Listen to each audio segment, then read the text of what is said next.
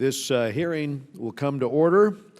This morning we consider Al-Qaeda's resurgence in Iraq. An unfortunate reality is that Al-Qaeda in Iraq, now known as the Islamic State of Iraq and the Levant, or ISIS as you see it in the papers, is growing steadily in size, it's growing steadily in power and influence, and its militant ranks have blossomed. Last summer, ISIS carried out attacks on 2 different prisons in Iraq, and in those attacks freed hundreds of experienced Al-Qaeda fighters and leaders. The group is now able to carry out approximately 40 mass casualty attacks every month.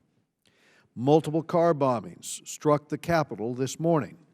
The nearly 9,000 deaths in Iraq last year made it the bloodiest since U.S. forces departed in 2011. The civil war in neighboring Syria only further strengthens this group. Militants are able to flow freely between Iraq and Syria, providing ISIS an advantage as it works to advance its regional vision of a radical Islamist state. Their gains have been dramatic. Last month, these fighters took advantage of a security vacuum in Anbar province, entering the cities of Fallujah and Ramadi in columns of trucks mounted with heavy machine guns and raising the black flag over government buildings. Of course, Anbar province is where U.S. Marines fought so hard to push out Al-Qaeda. In recognizing those and other great sacrifices, I should note that this committee benefits from the first-hand experiences of Mr. Kinzinger, Mr. Cotton, Mr. Perry, Mr. DeSantis, Mr. Collins, and Ms. Gabbard, all of whom served with distinction in Iraq. This threat is evolving. Earlier this week, Al-Qaeda's central leadership declared that those operating in western Iraq and Syria were no longer an affiliated group. We will see how this power struggle develops, but ISIS's independence is a reflection of its unprecedented resources, including weapons and personnel and cash, and its resulting operational strength. This is a threat to Iraq, but also to us. ISIS has reportedly been actively recruiting individuals capable of traveling to the U.S. to carry out attacks here. While Al-Qaeda in Iraq has been powered by prison breaks and by the Syrian civil war, it has also been fueled by the alienation of much of the Sunni population from the Shias-dominated government in Baghdad. Al-Qaeda has become very skilled at exploiting this sectarian rift, and Maliki's power grab has given them much ammunition. This is a point that Ranking Member Eliot Engel and myself raised and underscored with President Maliki when he visited Washington last fall. This committee will play a central role as the United States moves to send military equipment to help the Iraqis fight these terrorists. Appropriate intelligence can be shared as well, but Iraqis should know that their relations with Iran and the slow pace of political reconciliation with minority groups raise serious congressional concerns. While we may not be, as head of state, while he may not be up to it, Maliki must take steps to lead Iraq to a post-sectarian era. The Iraqi government is far from perfect, and only the Iraqis can control their future. But if we don't want to see an Iraq with large swaths of territory under militant control, and we should not, then we must be willing to lend an appropriate hand. And I'll now turn to the ranking member, Mr. Engel, for any opening comments. Mr. Engel from New York. Thank you very much, Mr. Chairman. Thank you for holding this important hearing on Al-Qaeda's resurgence in Iraq and the threat this poses to U.S. security interests. I appreciate the close collaboration that we have working on this and so many other issues on this committee. Last month, Al-Qaeda extremists occupied the city of Fallujah and parts of Ramadi in Iraq's Sunni-dominated Anbar province. To be sure, this has serious implications for Iraq's security, but it also has a deeper symbolic meaning for Americans. As all of us know, U.S. Marines fought 2 bloody battles to secure Fallujah during the Iraq War. I want to acknowledge our brave men and women in uniform who lost their lives, as well as their families who continue to grieve their losses every day. It breaks my heart when I see what's happening in Iraq today. Iraq continues to be ravaged by sectarian violence, and the situation is getting worse. Last year, more than 8,500 Iraqis were killed in bombings, shootings, and other violent acts, the most since 2008. I should note that on Monday of this week, the senior leadership of Al-Qaeda excommunicated and disowned their affiliate, the Islamic State of Iraq and Syria, ISIS, as a result of that group's tactics in Syria. For the purpose of this hearing, ISIS remains a threat to stability in Fallujah, other areas of Anbar province, and the whole of Iraq. Some may argue that the lack of an enduring U.S. troop presence in Iraq has contributed to the resurgence of violence, especially Sunni terrorism related to Al-Qaeda. But let's be honest, the dire security situation in Anbar province is much more about Iraqi politics than it is about the United States. In any case, the direct use of U.S. military force in Iraq is virtually unthinkable at this point. We've withdrawn from Iraq and we aren't going back. Although we no longer have boots in the ground, however, the U.S. does maintain a huge stake in Iraq's security, and I believe we should continue to provide appropriate assistance to the Iraqi military in their fight against ISIS. But we must also recognize that the current situation in Anbar cannot be resolved through military means alone. An all-out assault on Fallujah by the Iraqi security forces would play right into the hands of ISIS, reinforcing the perception among Sunnis that they have been systematically victimized by Prime Minister Malaki's Shia-led government. To defeat Al-Qaeda, the Iraqi government must take a page out of our playbook from the Iraq War and enlist moderate Sunni tribes in the fight. I understand that Vice President Biden recently discussed this issue with Prime Minister Maliki, encouraging him to incorporate tribal militias fighting ISIS into Iraqi security forces and to compensate those injured and killed in battle. By taking these steps, I am hopeful that Maliki can begin to bridge the widening sectarian gulf in Iraq. The deterioration of Iraq's control over Anbar is also linked to larger regional dynamics. We saw how Al-Qaeda in Iraq expanded its franchise into Syria, and we now see violence from that brutal war spilling back into Iraq. This has strengthened ISIS and served as a recruitment vehicle for thousands of foreign fighters. The slow bleed in Syria has been a clear hindrance to progress in Iraq. Iran's nefarious influence in the region also contributes to instability. It is well known that some senior Iraqi officials have a very cozy relationship with Iran, and Iraq has not done nearly enough to prevent Iranian overflights that deliver weapons to Hezbollah and the Assad regime in Syria. In order to stabilize Iraq, the Iraqi government will need to be a more responsible actor in the region. Chairman Royce and I emphasized that point when we met with Mr. Maliki several months ago. The discussion today is important to understand how we can encourage a political solution in Iraq that will give Sunnis a meaningful stake in the future of their country. This is the only viable way to build a safer future for Iraq while helping to curb Iranian influence and hopefully reducing the violence in Syria. I'd like to thank Deputy Assistant Secretary Brett McGurk, one of the foremost experts on Iraq, for being here today to address these issues with us. Mr. McGurk, I look forward to your testimony and our discussion. I yield back, Mr. Chairman. Thank you, Mr. Engel. We'll hear for a minute from Eliana Ross-Leitonen, Chair of the Middle East Subcommittee, followed by Mr. Ted Deutsch, who is the ranking member of that subcommittee. Thank you very much, Mr. Chairman.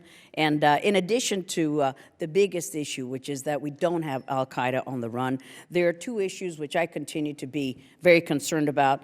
First is the safety of the residents of Camp Liberty. They still have very little protection. When last you testified, Mr. McGurk, 192 T-walls were up. Then the big progress, supposedly, is that 43 T-walls are now up in addition. This is out of 17,500 T-walls. T-walls save lives. Put them up. Number two, the Iraqi Jewish Archives, Ted Deutsch and I and many other members are very concerned, don't want them to be shipped back. The Iraqi government incorrectly states that these papers are theirs. That is not true, and we hope that you continue to work on that. And the bigger issue that brings us together is that obviously since the departure of our troops, Al-Qaeda's reemergence has caused Iraq to take a very worrisome turn for the worse. We've sacrificed so much blood and treasure there to watch it descend into a full sectarian violence and Al-Qaeda safe haven. So we've got to safe haven. We've got to rebuild our influence there. Thank you, Mr. Chairman, for calling this hearing. Thank you, Ms. Ross-Layton. We'll go to Mr. Deutsch of Florida. Thank you, Mr. Chairman, and Ranking Member Engel for holding this extremely timely hearing. Emboldened by instability within Iraq's government and the Syrian conflict, Al-Qaeda affiliated, the number of Al-Qaeda affiliated fighters in Iraq has now reached levels not seen since 2006. Al-Qaeda in Iraq's offshoot, the Islamic State of Iraq and Syria, is now the primary perpetrator of the worst violence. And as my colleagues have noted, Al-Qaeda has now disavowed the Islamic State of Iraq and Syria for its use of tactics deemed to be too violent. Let me say that again. Al-Qaeda, one of the world's worst and most brutal terrorist groups, has disowned this group for being too extreme. I fear the siege of Anbar and Fallujah in January has definitively turned the page from simply labeling this spillover from the Syrian conflict to a full-scale resurgence of terror in Iraq. Various reports count the number of killed in January at close to 1,000. I'm particularly concerned for the 140,000 who fled their homes as rockets were indiscriminately fired and need humanitarian aid. The security risks posed by this resurgence are too great to ignore, and Deputy Assistant Secretary McGurk, I hope today you'll be able to shed light on what level of assistance we're providing the Iraqis and our comprehensive strategy to prevent the growth of this security threat. And I look forward to that testimony, and I yield back, Mr. Chairman. Thank you. Thank you, Mr. Deutsch. Now, lastly, we'll go to Judge Ted Poe of Texas, Chairman of the Terrorism Subcommittee, followed by Brad Sherman for a minute of California, who's the ranking member of that subcommittee. Al-Qaeda in Iraq is back, certainly not on its last legs. The United States has paid a high price to help liberate Iraq from the menace of Al-Qaeda. It is frustrating that Al-Qaeda is gaining ground back in Iraq. Al-Qaeda's resurgence is directly related to Prime Minister Maliki's mishandling of his government. Incompetence and corruption seem to be the norm. He centralized power, alienated the Sunnis, and brought back Shia hit squads. He has allowed Iranian-supported operatives to kill MEK Iranian dissidents, now on 7 occasions without consequences. The last time you were here, Mr. McGurk, you testified before my subcommittee and Eliana Ross-Layton's subcommittee. I predicted that there would be another attack. 7 days after you testified in December, Camp Liberty was attacked again. All this chaos has created an environment ripe for Al-Qaeda. Al-Qaeda is reestablishing a safe haven to plan and launch attacks outside the region. That is totally unacceptable trend. The question is, what is the United States going to do? And I yield back the remainder of my time. Thank you. Thank you, Mr. Sherman. In the 1940s, we occupied countries. No one doubted our right to occupy. We took our time. We created new governments, and those governments created new societies. At various other times, we've invaded countries, achieved a limited military objective, or as much of as could be achieved at reasonable cost, and we left. The first example of that was Thomas Jefferson's military intervention in Libya. In Iraq and Afghanistan, we established a bad example. The world and even some in the United States doubted our right to occupy, so we hastily installed Karzai in Afghanistan, and in Iraq we installed a structure which is now presided over by Mr. Maliki. It is not surprising that Afghanistan and Iraq continue to be problems. since we hastily handed over governance to those who are ill-prepared. Iraq is not the most important Arab state strategically. It does not become more important in the future because we made a mistake in the past that cost us dearly in blood and treasure. We should not compound that mistake. On the other hand, Iraq is important in part because of its proximity to Iran, which I believe is one of the greatest threats to our national security. Finally, I agree with several of the prior speakers that we need to, with regard to Camp Liberty and the T-walls, and I yield back. Thank you, Mr. Sherman. This morning, we're pleased to be joined by Deputy Assistant Secretary for Iraq and Iran, Mr. Brett McGurk. Prior to this current assignment, Mr. McGurk served as a special advisor to the National Security Staff and as senior advisor to Ambassadors Ryan Crocker, Chris Hill, and James Jeffrey in Baghdad. He also served as a lead negotiator and coordinator during bilateral talks with the Iraqi government back in 2008. Without objection, by the way, your full prepared statement will be made part of the record, and the members here will have 5 days to submit any statements or questions or any other extraneous material for the record. And Mr. McGurk, if you would please summarize your remarks, and then we'll go to questions. Thank you. Good morning, Chairman Royce, Ranking Member Engel, and members of this committee. Thank you for inviting me to discuss the situation in Iraq with a focus on Al-Qaeda's primary offshoot in Iraq, the Islamic State of Iraq and the Levant, or ISIL. My brief statement will discuss the threat from ISIL, the current situation in Ramadi and Fallujah, and how we intend to help the Iraqis combat it. ISIL is well known to us. Its former incarnation, Al-Qaeda in Iraq, or AQI, was the focus of U.S. and Iraqi security efforts over many years, beginning with the rise of its first leader, Abu Musab al-Zarqawi, more than a decade ago. Its current leader, Abu Bakr al-Baghdadi, is a designated global terrorist under U.S. law and, we believe, is currently based in Syria. His mission, as clearly stated in his own statements, is to carve out a zone of governing territory from Baghdad through Syria to Lebanon.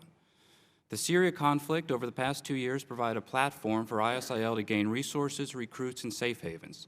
While the precise number of ISIL fighters in Syria is unknown, Director of National Intelligence James Clapper last week testified that there are likely 26,000 extremist fighters in Syria, including 7,000 foreign fighters.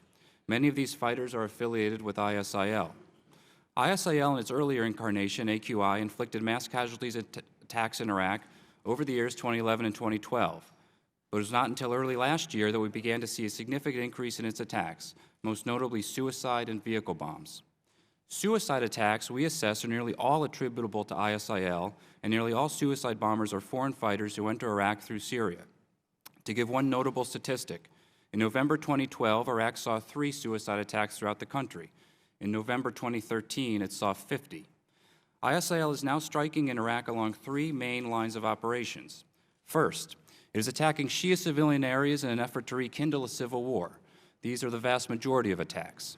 Second, it is attacking Sunni areas to eliminate rivals and govern territory. In one 30-day period between September and October, for example, ISIL suicide bombers attacked 3 small towns in Anbar province.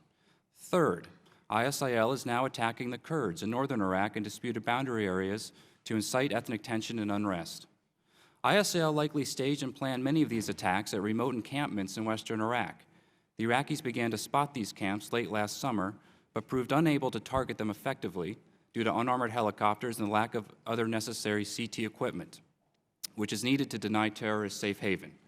Today, thanks to close cooperation from this committee and the Congress, we've begun to address this problem, as I will discuss in more detail. By the end of last year, signature ISIL attacks, vehicle and suicide bombs matched levels not seen since the summer of 2007. Overall, violence remains far lower, mainly because Shia militias have yet to respond en masse to ISIL provocations. But the risks of such reprisals rise as ISIL attacks rise. Also, over the course of 2013, political instability and continuous unrest in Sunni areas enabled but did not cause ISIL's rise. There was a protest movement that began after a number of bodyguards to former Minister of Finance Rafi Assawi were detained by Iraqi security forces. These protests placed on the national agenda a number of legitimate demands, such as ending the process of de-Baathification and ensuring criminal due process. We supported these legitimate demands, and we worked with all parties to shape a package of legislation to address them, which is now pending in the Iraqi parliament. Ongoing violence, however, has made it difficult for Shia and Kurdish blocs to support this package of legislation, absent concessions for their own constituencies. Over the course of the spring and into the summer, the protest movement became more militant, with Al-Qaeda flags spotted in protest squares. This accelerated a vicious cycle. ISIL exploited unaddressed grievances and increasing violence put long overdue reforms further out of reach. This brings us to where we are today and how we intend to help the Iraqis fight back. On January 1st, 2014, convoys of up to 100 trucks with mounted heavy machine guns and anti-aircraft guns flying the black flag of Al-Qaeda entered the central cities of Fallujah and Ramadi. They deployed to key objectives, destroyed most police stations, and secured vital crossways. The police in both cities nearly disintegrated. The domination of these central cities was a culmination of ISIL's 2013 strategy to govern territory and establish 7th century Islamic rule. In Fallujah, days after seizing central areas, ISIL declared the city part of an Islamic caliphate. This message, however, is not popular in Anbar province. In Ramadi, in the hours after ISIL arrived in force, tribal leaders organized and asked for funds and arms from the central government to retake their streets. The government responded with money, weapons, and assurances that tribal fighters would enjoy full benefits of any soldier in the Iraqi army. I have been to Iraq twice since the new year. In meetings with Prime Minister Maliki and other Iraqi leaders, I have pressed upon them the urgent necessity of mobilizing the population against ISIL. I have also discussed the situation directly with tribal and local leaders in Anbar province. These coordinated efforts have begun to produce results. Fighting continues in Ramadi's outskirts, but local leaders report that the central city is increasingly secure, with tribal fighters working in coordination with local leaders. The Iraqi army has remained outside, helping where necessary to secure populated areas. The situation in Fallujah is more serious, with hardened ISIL fighters and former insurgents in control of the streets. 1 week ago, ISIL fighters captured a group of Iraqi soldiers, paraded them around the city, flying Al-Qaeda's black flag, and then executed them. Further complicating the situation, we assess that some tribes in and around Fallujah are supporting ISIL, while others are fighting ISIL, and many others remain on the fence. The hardened fighters inside the city are seeking to draw the army into a direct confrontation. Thus far, the army has not taken the bait, focusing its efforts on the outskirts and keeping tribal fighters in the lead. But make no mistake, the government of Iraq, working in full coordination with local leaders and the local population, has a responsibility to secure Fallujah. Under the plan that is now being developed, as explained to us by local and national leaders late last week, tribal fighters will lead this effort with the army in support when needed. The United States is prepared to offer advice, make recommendations, and share lessons learned based on our deep experience in these areas. General Austin, in a visit to Baghdad last week, had a series of candid conversations with Iraqi officials and commanders about the importance of patience and planning. ISIL is also planning to consolidate control of Fallujah and move 30 miles east to Baghdad. In a rare audio statement on January 21st, ISIL's leader directed his fighters, quote, to be on the front lines against the Shia and march towards Baghdad. Were there any doubt of potential risks for the United States, he added what he said was a direct message to the Americans, quote, soon we will be in direct confrontation, so watch for us, for we are with you, watching, end quote. We take such threats seriously, and through cooperation with this committee and the Congress, we intend to help the Iraqis in their efforts to defeat ISIL over the long term. Here's how. First, we are pressing the national leadership from the highest possible levels to develop a holistic security, political, economic strategy to isolate extremists from the population.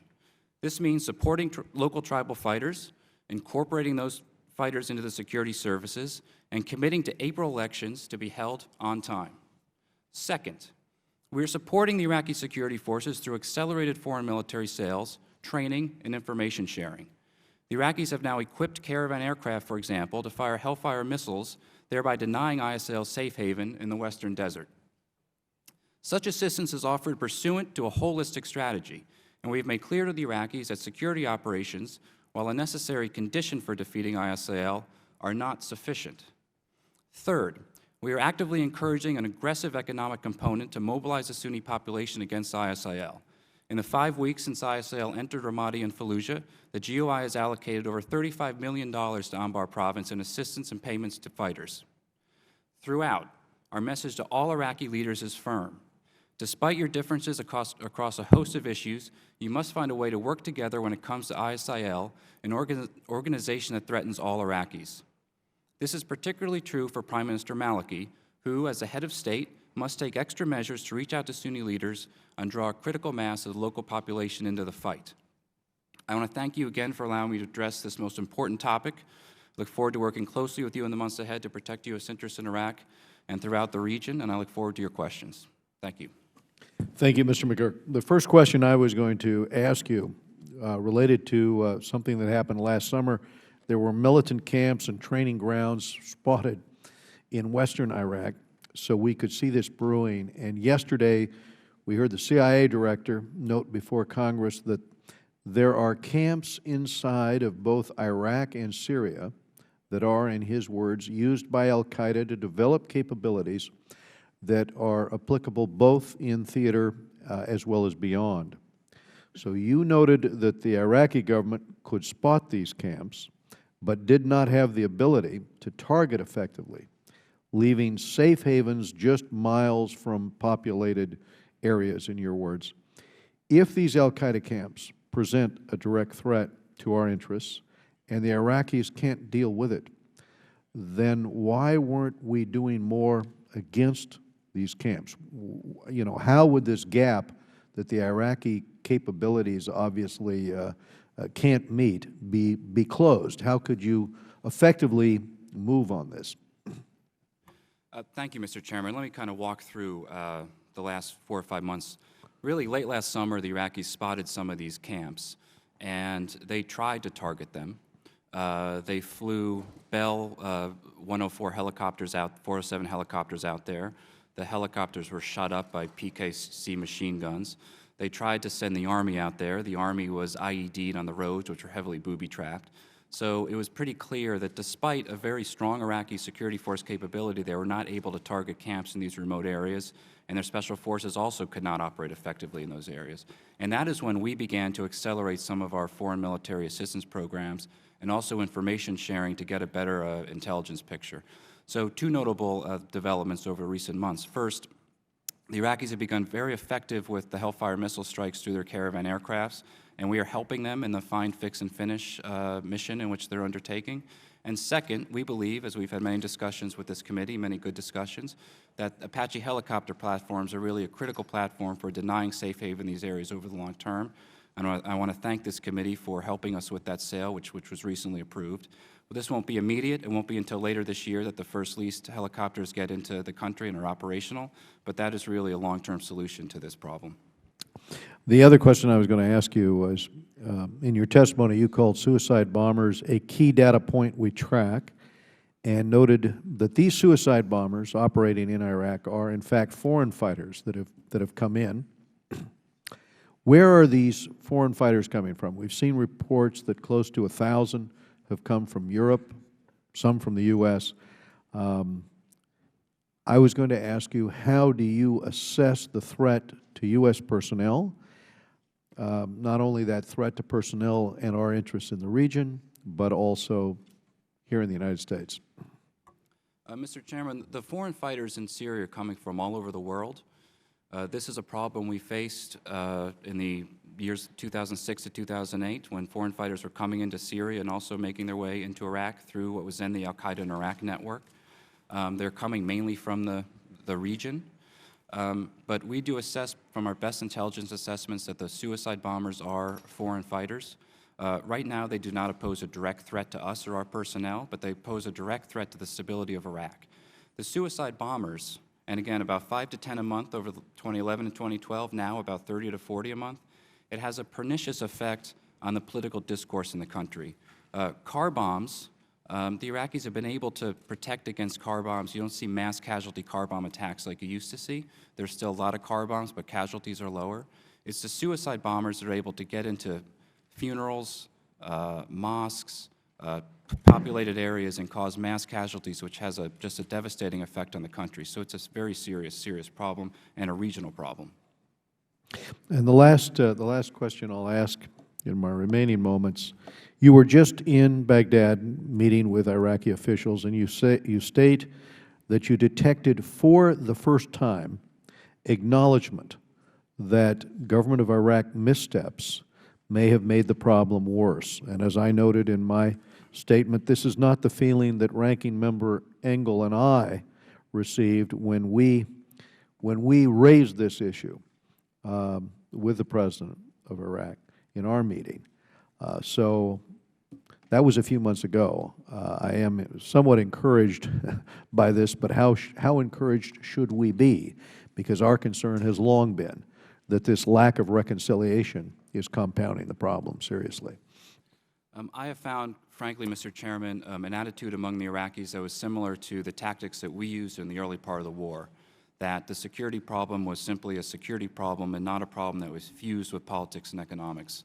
And we had a series of conversations over the course of last year as the ISIL attacks increased, in which Iraqis saw this mainly as a security problem. All I can say is that I've been there twice this month since the entry of ISIL into Fallujah and Ramadi, and I have heard from across the board, from the Prime Minister on down, that unless you enlist local Sunnis in those areas, you will never defeat and isolate ISIL. And we've seen that now manifested in a commitment. The Iraqi cabinet has passed a number of resolutions saying tribal fighters will be given full benefits of the state. And most significantly, Prime Minister Maliki has made a commitment that tribal fighters who oust ISIL from these areas will be incorporated into the formal security services of the state, the police and the army. That did not happen with the awakening fighters that we worked with in 2006 to 2008.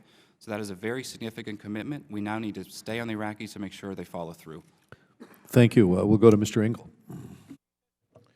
Thank you, Mr. Chairman. Mr. McCook, let me ask you about Al-Qaeda in Iraq. It's been reported that al-Zawahiri, the head of Al-Qaeda, has disowned the Islamic State of Iraq and Syria. So if that's true, what does that mean for Al-Qaeda's presence in Iraq? What are the repercussions for ISIS operating without the Al-Qaeda umbrella? And how will this affect the rebel infighting in Syria now that al-Nusra has the blessing of Al-Qaeda?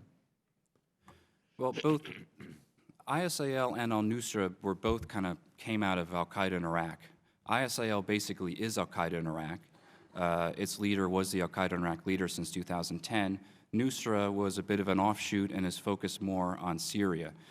As you said, there is now this message, which seems from Zawahiri, saying that ISIL is no longer affiliated with Al-Qaeda Central.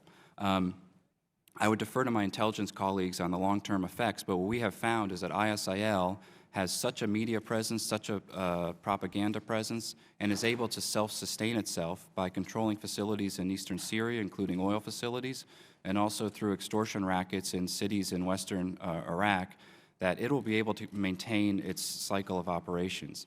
In terms of those who are recruited and come into ISIL, it's really their message, and it goes all the way back to Zarqawi 10 years ago, is just very perniciously sectarian, that Shia Muslims in particular simply don't have a right to live and they should be killed. And those who believe that tend to gravitate towards ISIL. Nusra is more of a Al-Qaeda Central-like message, and it also including a threat to us. But I think despite this new statement we've seen, I think ISIL is going to maintain its pace of operations and continue to be a very serious threat. Thank you. I'd like to ask you some questions about Iraq and Iran and the relationship. When I look back at the war in Iraq, what really breaks my heart is that we lost so many Americans, so much American blood, and now it's almost as if we didn't do anything.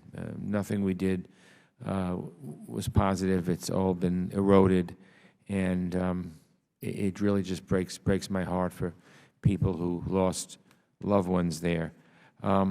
We're the ones responsible, in my opinion, for making Iran the hegemonic power in the region, because Iran and Iraq for years fought wars, checked each other, and once we blew up, not that Saddam Hussein was worth anything, but once we blew up the minority Sunni regime in Iraq, and it seems to me it was only obvious that the Shias in Iraq would gravitate to the Shias in Iran.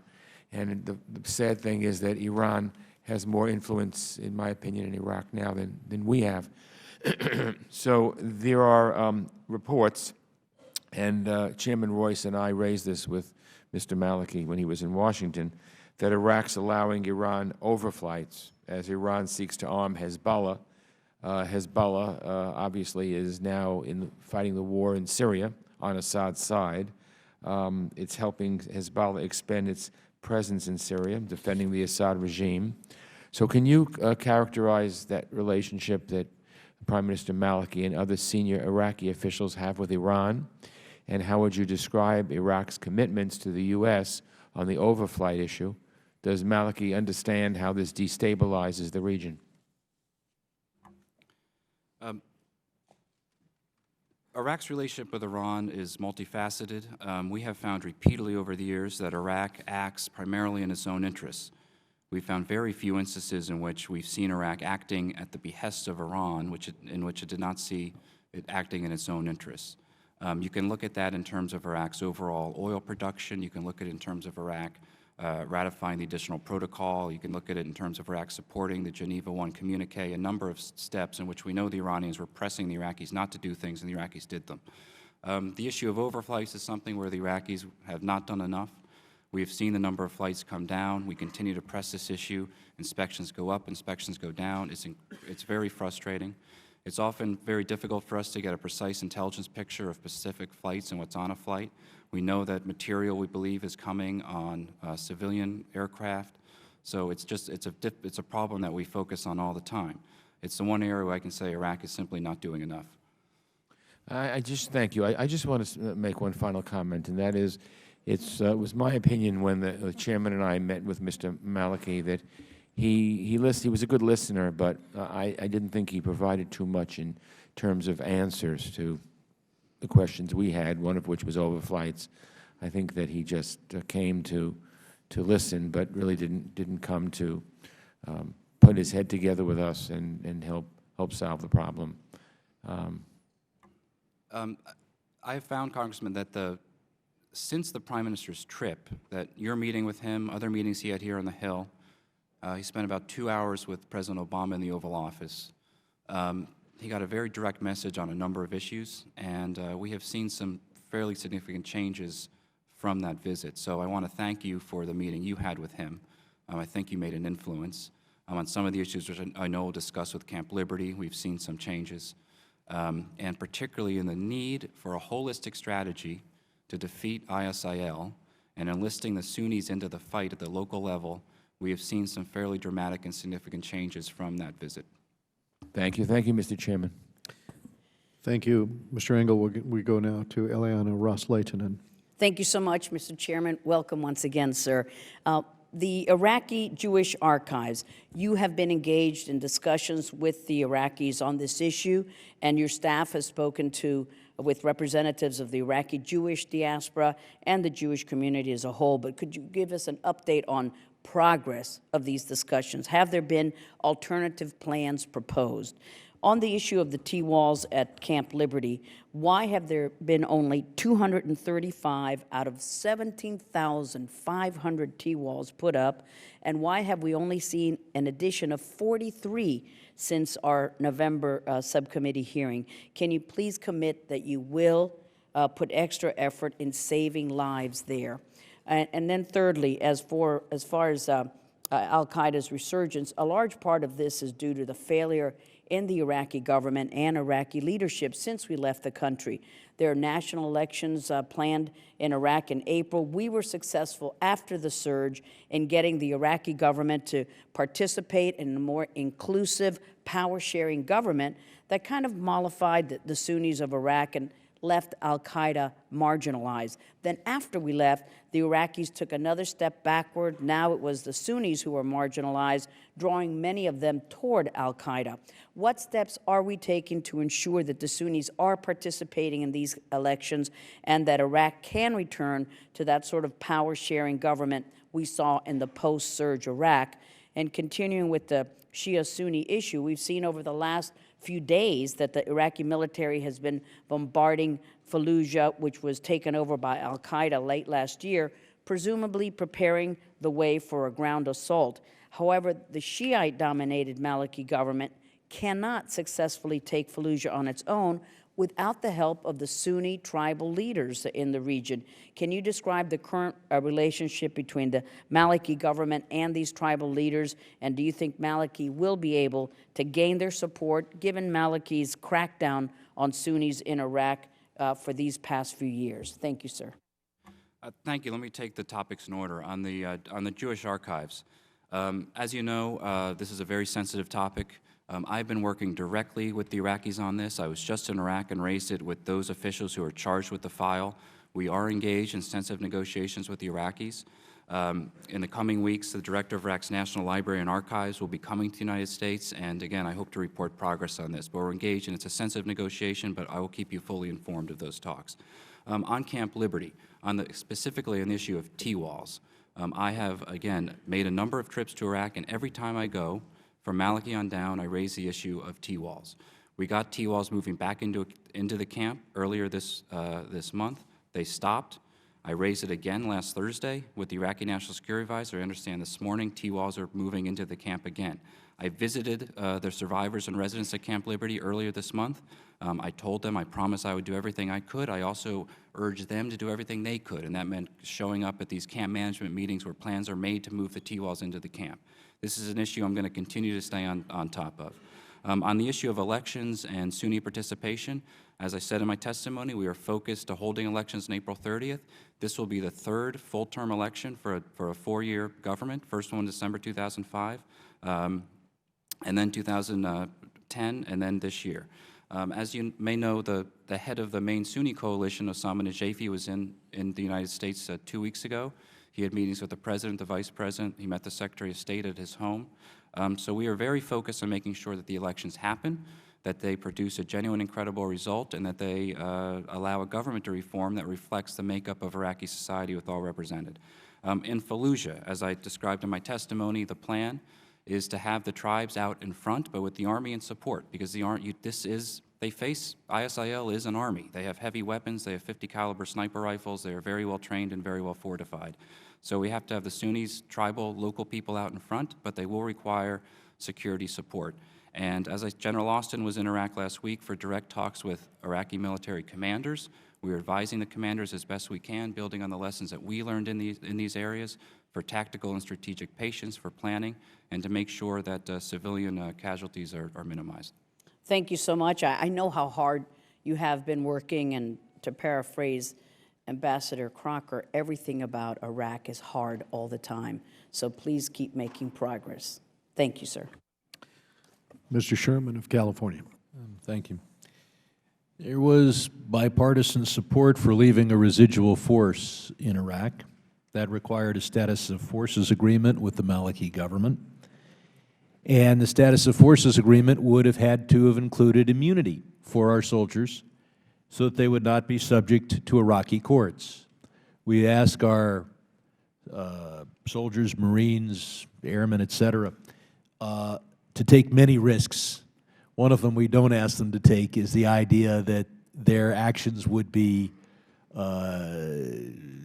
held up to judgment in a court in Iraq or a court in Afghanistan, for that matter. We didn't get a status of forces agreement. One theory is the administration blew the negotiations. The other view is the Maliki government was in place when this administration got there. Maliki didn't have to give immunity to our troops and chose not to. We've seen that these immunity agreements are difficult for a host country to provide. Karzai isn't providing them, and there are several elements of Iranian history going back 70 or 80 years where the Shah was held up to great ridicule for providing such immunity agreements. Did we fail to get a status of forces agreement because we blew the negotiations, or given the political reality starting with Maliki, was there simply no way to get the immunity? First, keying on the history is really important here. The history of immunity agreements, particularly in this region, is really what colors the entire debate. The negotiation in 2007 and 2008 took almost 18 months.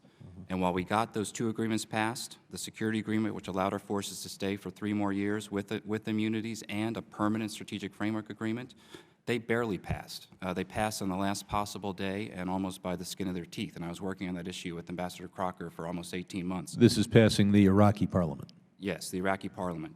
Our legal requirements in 2011 were that another follow-on agreement would have to go through the Iraqi parliament. It was the assessment of the Iraqi political leaders and also of our leadership that it was unlikely to pass. And therefore, the decision was made that our troops would leave by the end of 2011. But we still have a permanent strategic framework agreement. That agreement has passed the Iraqi parliament. It was ratified in 2008, and it provides us a strong basis for providing security assistance to the Iraqis.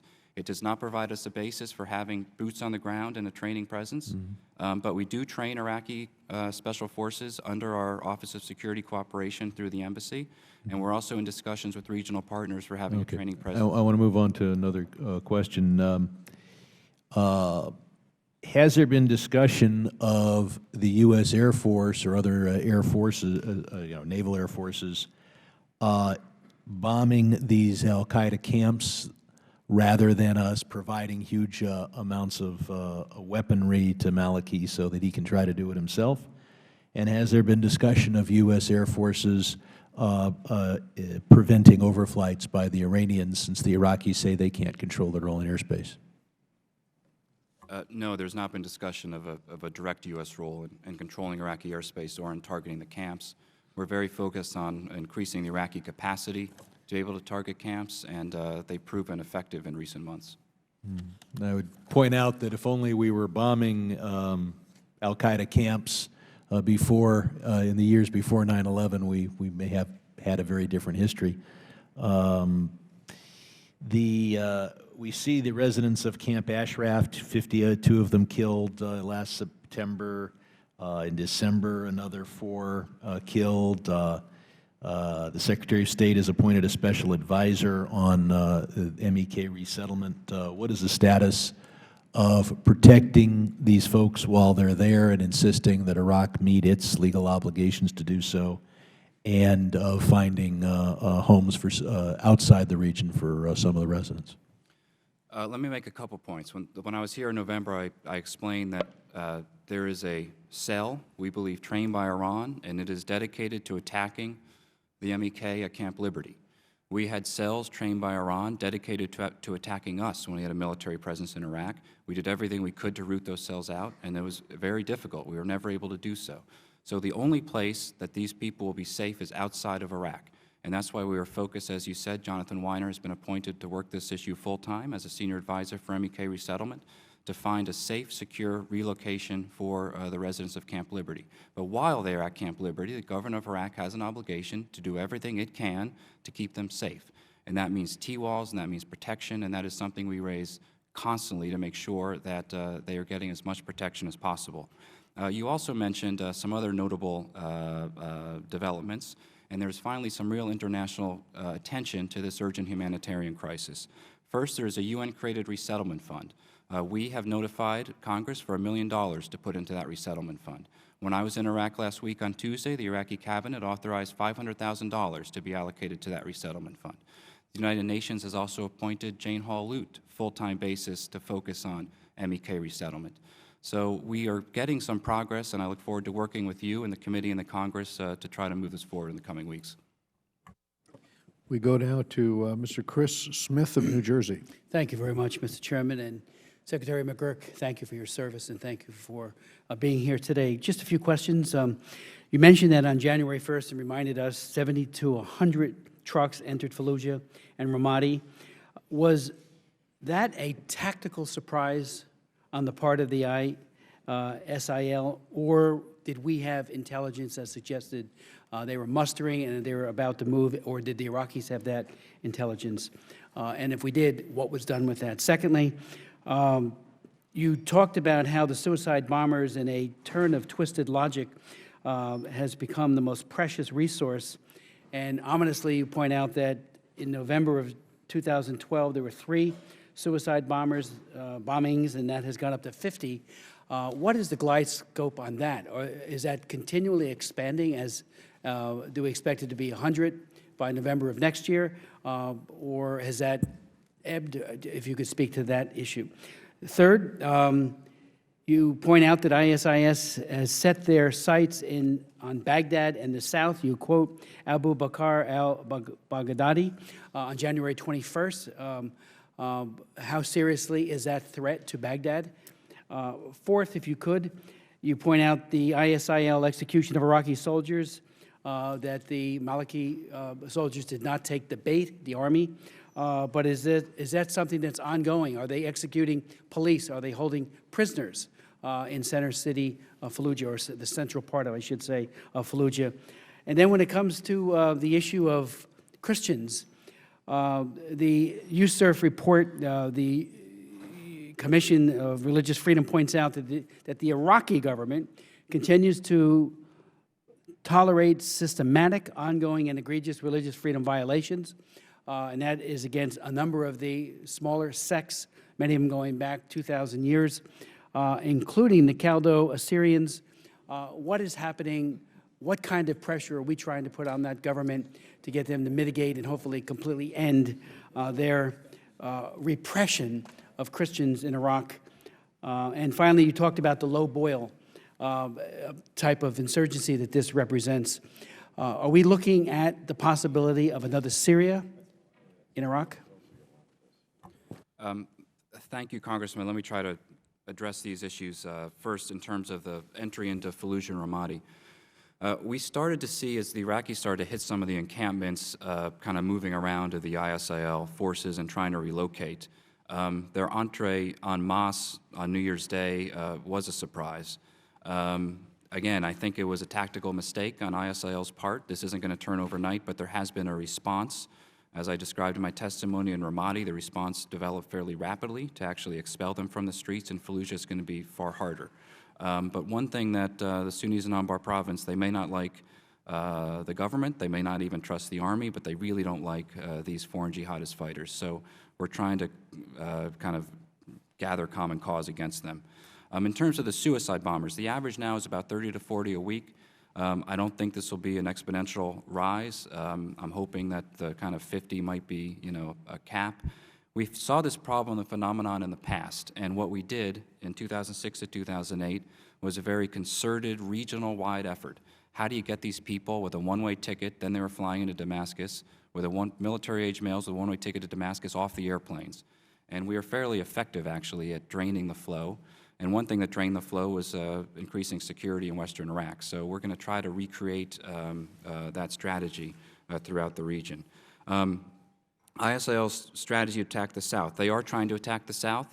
I would not be surprised if they're on the same playbook from 2006. You may remember that after the election in December of 2005, it was in late February that Al-Qaeda in Iraq then attacked the Samarra Mosque, which really kind of led to the sectarian violence which you saw for the next 2 years. I think they are going to try to attack very high-profile targets in the south, particularly religiously symbolic targets.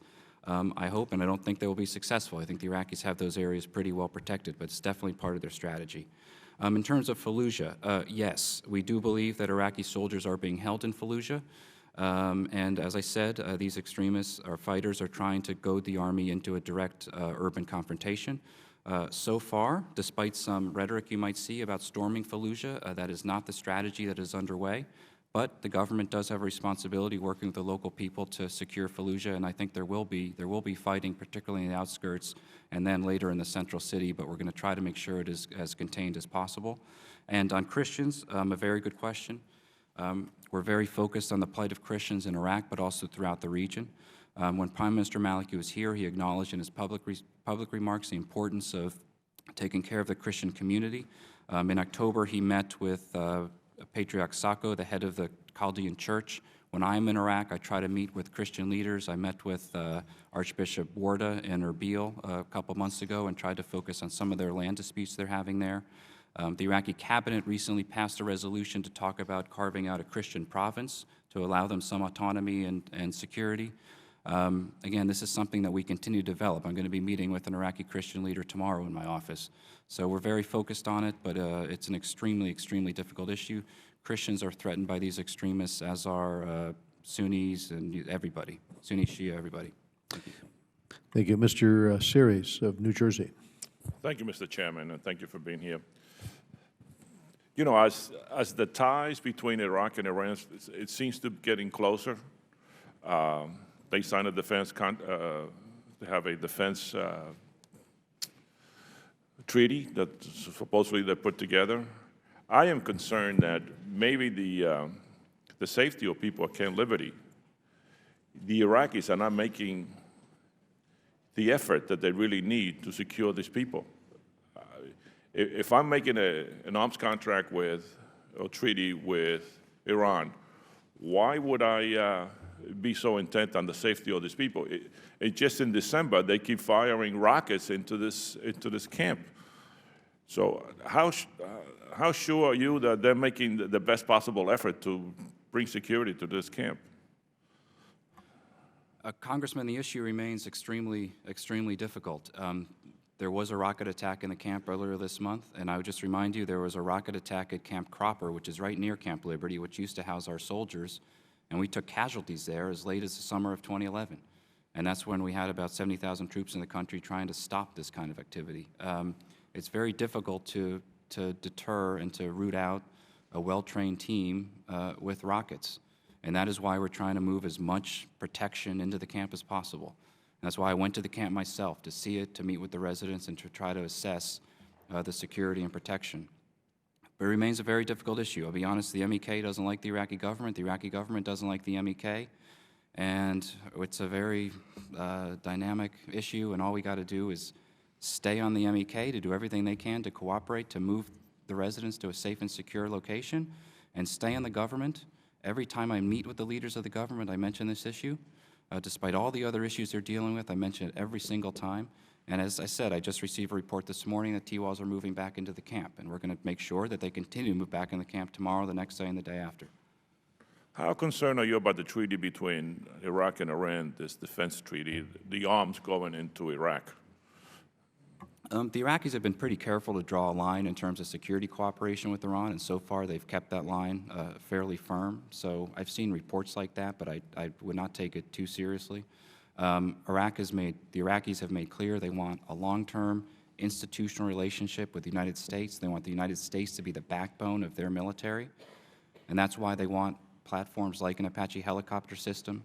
When we sell a country an Apache helicopter, we're not just giving them an attack helicopter, we're buying a 30-year relationship in terms of training pilots, logistics, maintenance, and that's why we feel it's so important. The F-16 program is the same. We want Iraq to have a long-term institutional relationship, military to military, with the United States. And General Austin's visit to Iraq last week, he of course knows the Iraqi commanders. They bled together in the streets and the fields of Baghdad and the outskirts and all throughout Iraq, and they have very deep, deep relationships. And I was in those meetings, and you cannot get a deeper relationship than people who fought side by side. And that is something that we are going to continue to develop. You know, Maliki's the prime minister now. He might be the prime minister after the coming elections. He might not be. What we're focused on is building an institutional relationship with the Iraqi government and the institutions, the military, the parliament, something that's going to last for many, many years. In the sale of Russian arms to Iraq, are you concerned about that at all, $4 billion, whatever it was? Yes, I don't want Iraqis buying Russian hardware, and but I have to be honest. Given the security situation, there's a lot of strategic competitors in Baghdad showing up, knocking on the same doors we're knocking on, and saying, "Hey, we're here to sell you an attack helicopter. Just write a check." We have a system through our foreign military sales system, which is a good system. It makes sure that the stuff arrives with the long-term institutional relationship, as I discussed, but it's slow and cumbersome. Earlier this month, I was in Saudi Arabia, Bahrain, and other countries, and there's a lot of complaints about our foreign military sales system is too slow. We hear the same thing from the Iraqis. But I want Iraq to buy U.S. equipment because that buys a long-term strategic relationship. So yes, it's unfortunate that they bought the Mi-35s from the Russians, but on the other hand, they kept telling us they were going to do it if we couldn't get them the Apaches fast enough. And there's no consideration to giving them drones, right? Selling drones to the Iraqis? Well, we are selling them unmanned or unmanned UAVs, not armed drones, but we're selling them. I meant armed. Yes. No, armed drones is not under consideration. Okay, thank you. Thank you. We now turn to Mr. Rohrbacher for his questions. Thank you very much, and we're all impressed with your knowledge level. You're able to do this and, from your memory, and we're impressed by that. I'm impressed by that. But that doesn't mean that I agree with your assessment. Let me just say that the idea that we're talking about Camp Ashraf, it seems that fundamentally you're suggesting that our approach to trying to stop the massacre, the ongoing massacre of the people at Camp Liberty, that we basically have to go to the Maliki government and ask them, and the problem is they're not providing enough security. The Maliki government is responsible for these deaths. I don't understand. The military, the Iraqi military, invaded Camp Ashraf and murdered people. These are the people under Maliki's command did that. They recently went into the 50 that were so left at Camp Ashraf, tied their hands behind their back, and shot them in the back of the head.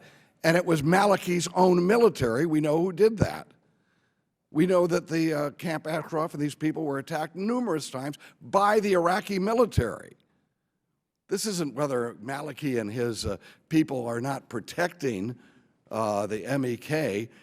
This is a crime against humanity. These are unarmed refugees in which Maliki's own troops are murdering.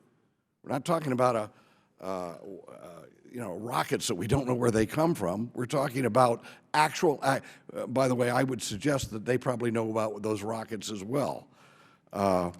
Maliki, let's make it very clear. As far as I'm concerned, and as far as many people in Washington are concerned, Maliki is an accomplice to the murders that are going on. And as an accomplice, we should not be treating him, begging him to have a residual force of U.S. troops in order to help his regime. I don't understand why the United States feels, why we feel compelled to be part of all of this. Why do we feel compelled that we have to go in and be in the middle of a fight between people who are murdering each other, 30 to 40 suicide bombers a month? Thousands of people are losing their lives to this insanity, why should the United States, tell me, this is my question, why does the United States feel that we need to become part of this insanity? And does that not instead turn both of the parties against us? Congressman, the suicide bomber phenomenon, it is complete insanity. I agree with you. When you look at Iraq and you look at the region and you define our interests, and I don't go with any leader and beg for anything, but we protect and advance U.S. interests as we define them. And in Iraq, whether you like it or not, oil, Al-Qaeda, Iran, vital U.S. interests are at stake in Iraq.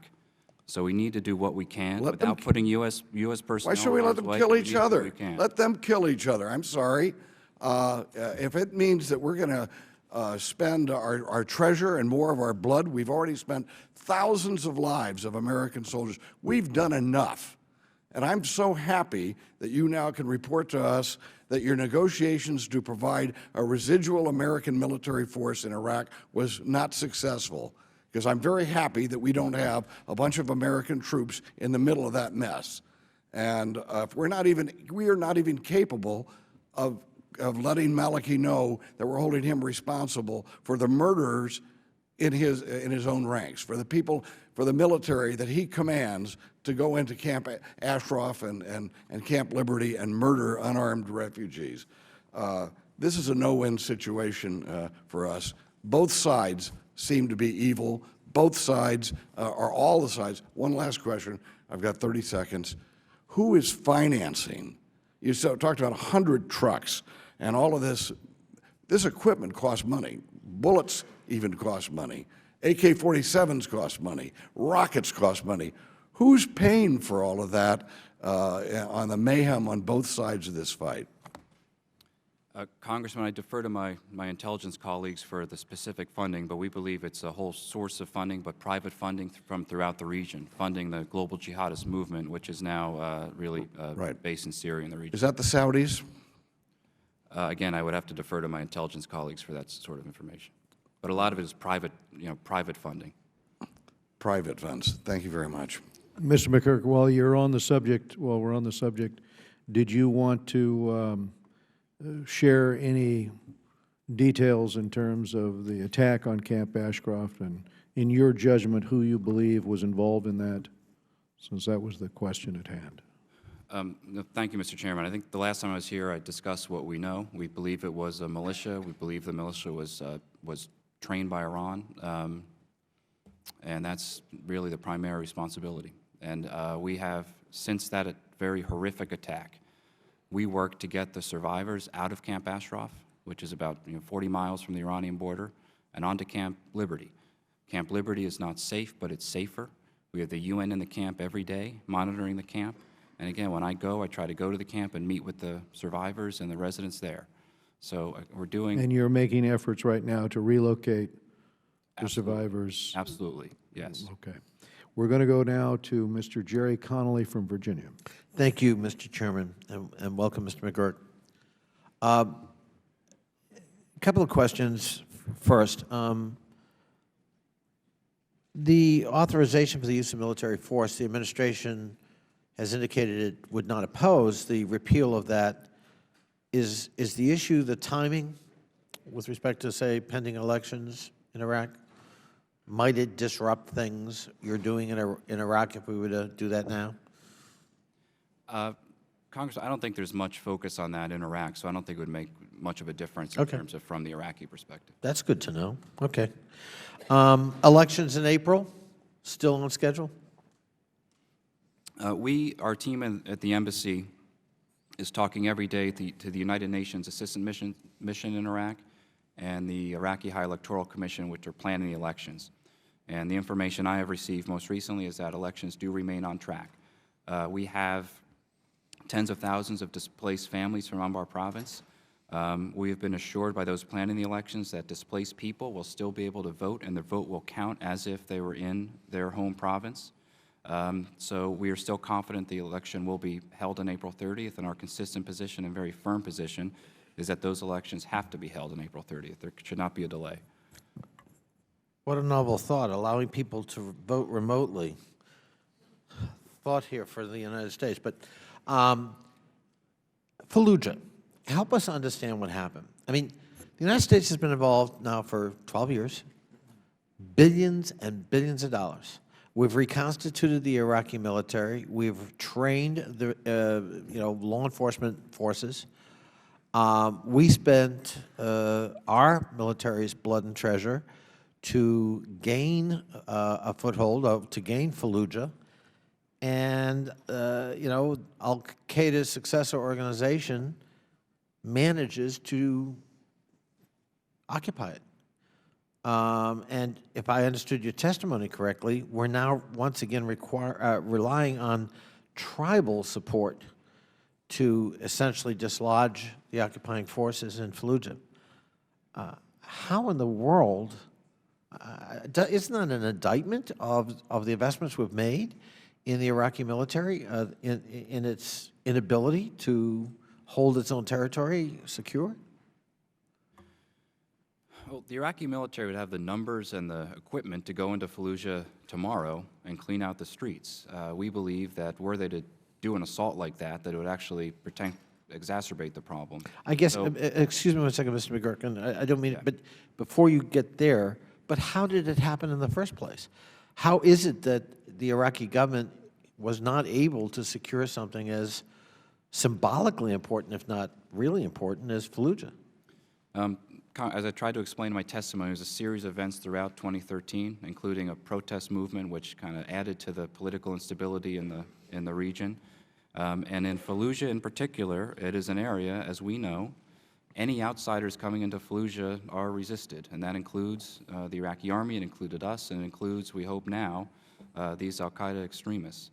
All I can say is we are where we are right now, and we're helping the Iraqis develop a plan.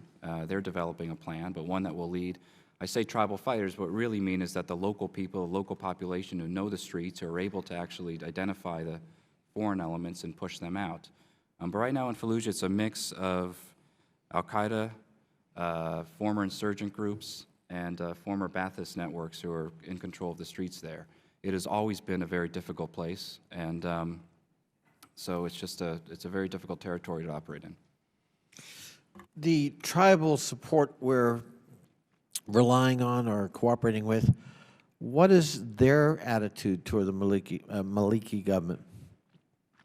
I mean, because doesn't some of that support and cooperation, isn't some of that a function of how they view the central government? Yes, there's tremendous mistrust in the area of Fallujah towards the central government. There's no question about that. And does that impede our ability to try to dislodge the occupation forces in Fallujah? It does. It makes it harder. As I said, some tribes are actually working with the extremists. Some are now working to oust them, and many others are on the fence.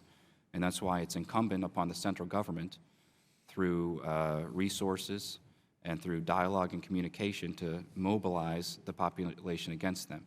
When we worked with the Awakening, we did three things. We trusted them, we funded them, but also significantly, we protected them. They thought they were going to win. Sheikh Abdul Sattar, who was the head of the Awakening in the early days, we parked 2 M1 tanks in front of his villa, and he was still killed by a suicide bomber. So, this is a very tough area, and these are tough folks.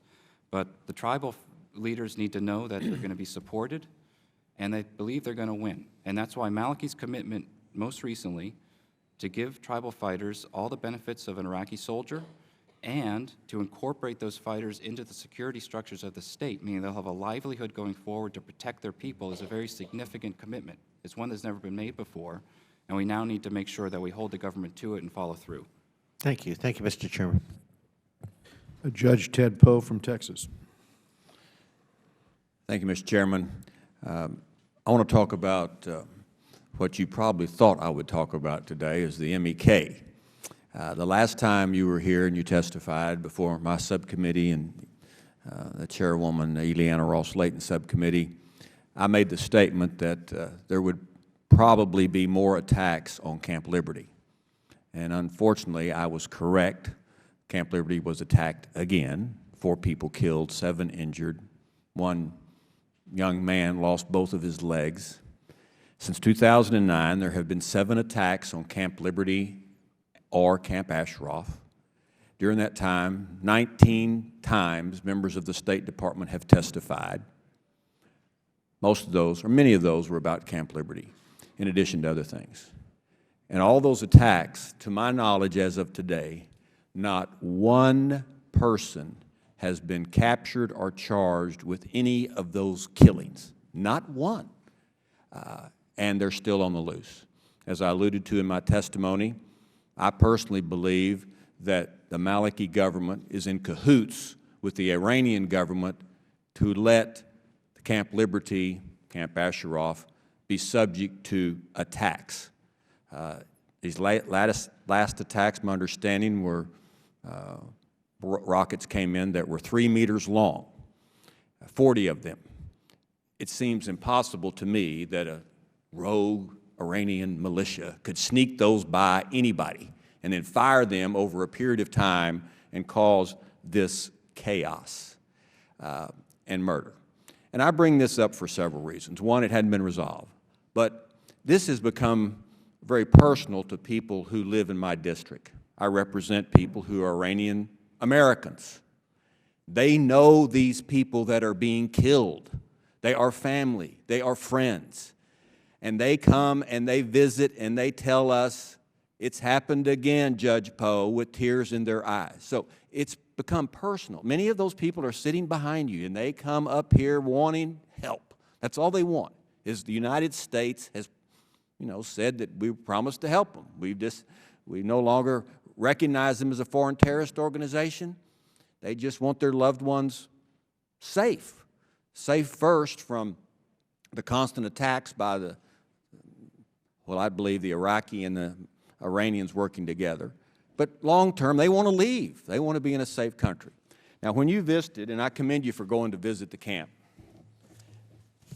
did you see these, what look like graves, but they are really what these are used for? The people at Camp Liberty are in such fear of their lives, they no longer stay in these trailer houses here. They have dug themselves what looks like a grave to hide in when the attacks come from the rockets. And they dig these and they put sandbags around them, and then they're ready for the next attack. They jump in these things. Some of them sleep in these things at night, even in the rain, to try to be safe. Literally digging their own graves. This seems to me, this is a fairly tragic situation when people live like this in fear of where they are, whether it's the Iraqis, whether it's the Iranians, or both. Were you able, did you see any of this when you were there? These, what they use as now foxholes to hide in from the rockets? I didn't see that particular lane, but I saw some of the bunkers at the camp. Well, I'm sure you'll see it on your next visit. But now, this is what they have resorted to for their own safety. I think that is an international human rights concern. It should be. The T-walls, you mentioned T-walls are coming. I understand they hadn't gotten any T-walls today. 17,000 of them were removed in a short period of time. Now they're wanting to put them back in slowly. It's a safety hazard. They just want these T-walls to be safe. They ought to move them in now. The other concern that I wanted to mention is the resettlement issue. They want to leave Iraq. We want them to leave. The Iraqis want them to leave. The Iranians want them to, I'm not so sure what the Iranians want. But the West constantly says, because the United States has not taken any of these people, we're not going to take them either. When the U.S. starts leading by example rather than just talking about removing these people, then maybe we'll take them as well. Why haven't these folks been sent to other countries? Why haven't we taken some of them or all of them? That's my first question. And the second question is, when you visited with the survivors of the Ashraf camp attack, did they tell you who they believed was responsible for attacking them and killing their families and their friends? Those are the two questions I have. Let me first say, in terms of accountability, a Shia militia leader who took responsibility for the attacks openly and was on Iraqi television giving interviews, taking responsibility for attacking the camp. We thought it was ridiculous that this guy was walking the streets, inciting people to attack the camp. He was arrested by Iraqi security forces and is detained and is being investigated. So that is something that happened in the last month. I agree with you that this is an international human rights concern. That is why, as I mentioned in my response earlier, I find it encouraging that there is now United Nations focus with a resettlement fund, a full-time person at the United Nations to focus on this issue. And as you also correctly point out, very few countries around the world, despite the international human rights concern, have agreed to take the residents into their territory.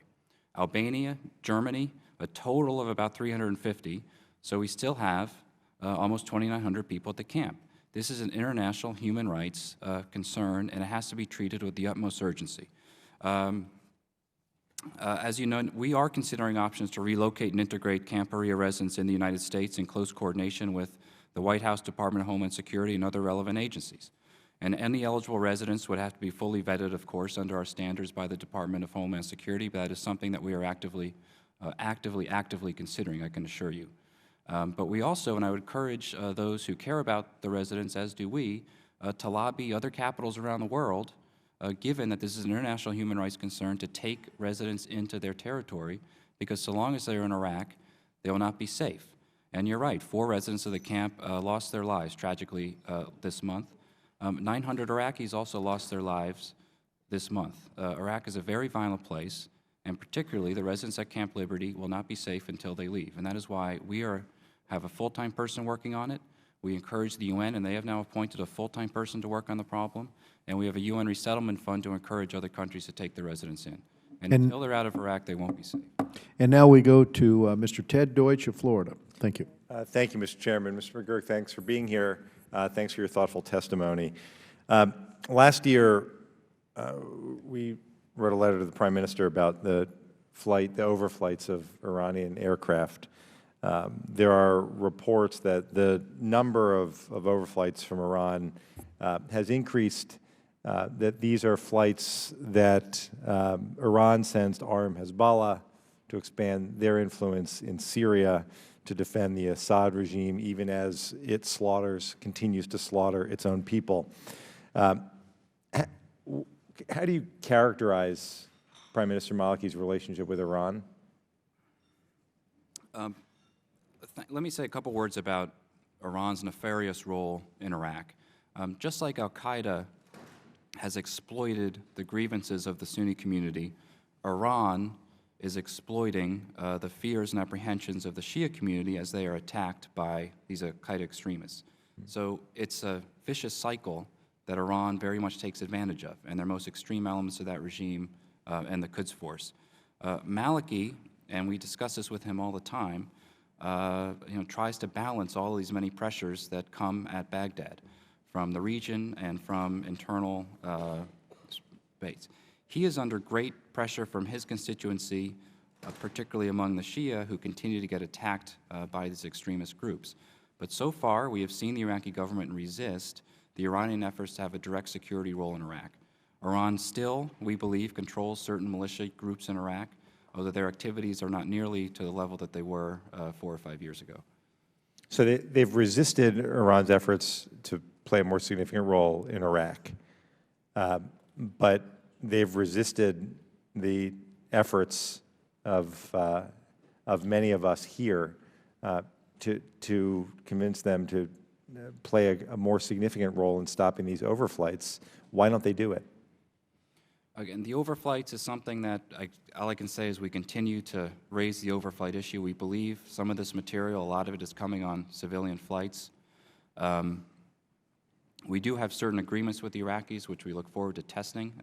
As soon as we have intelligence, we're able to share with them in terms of actually catching a flight in the act, but we've not been able to test that yet.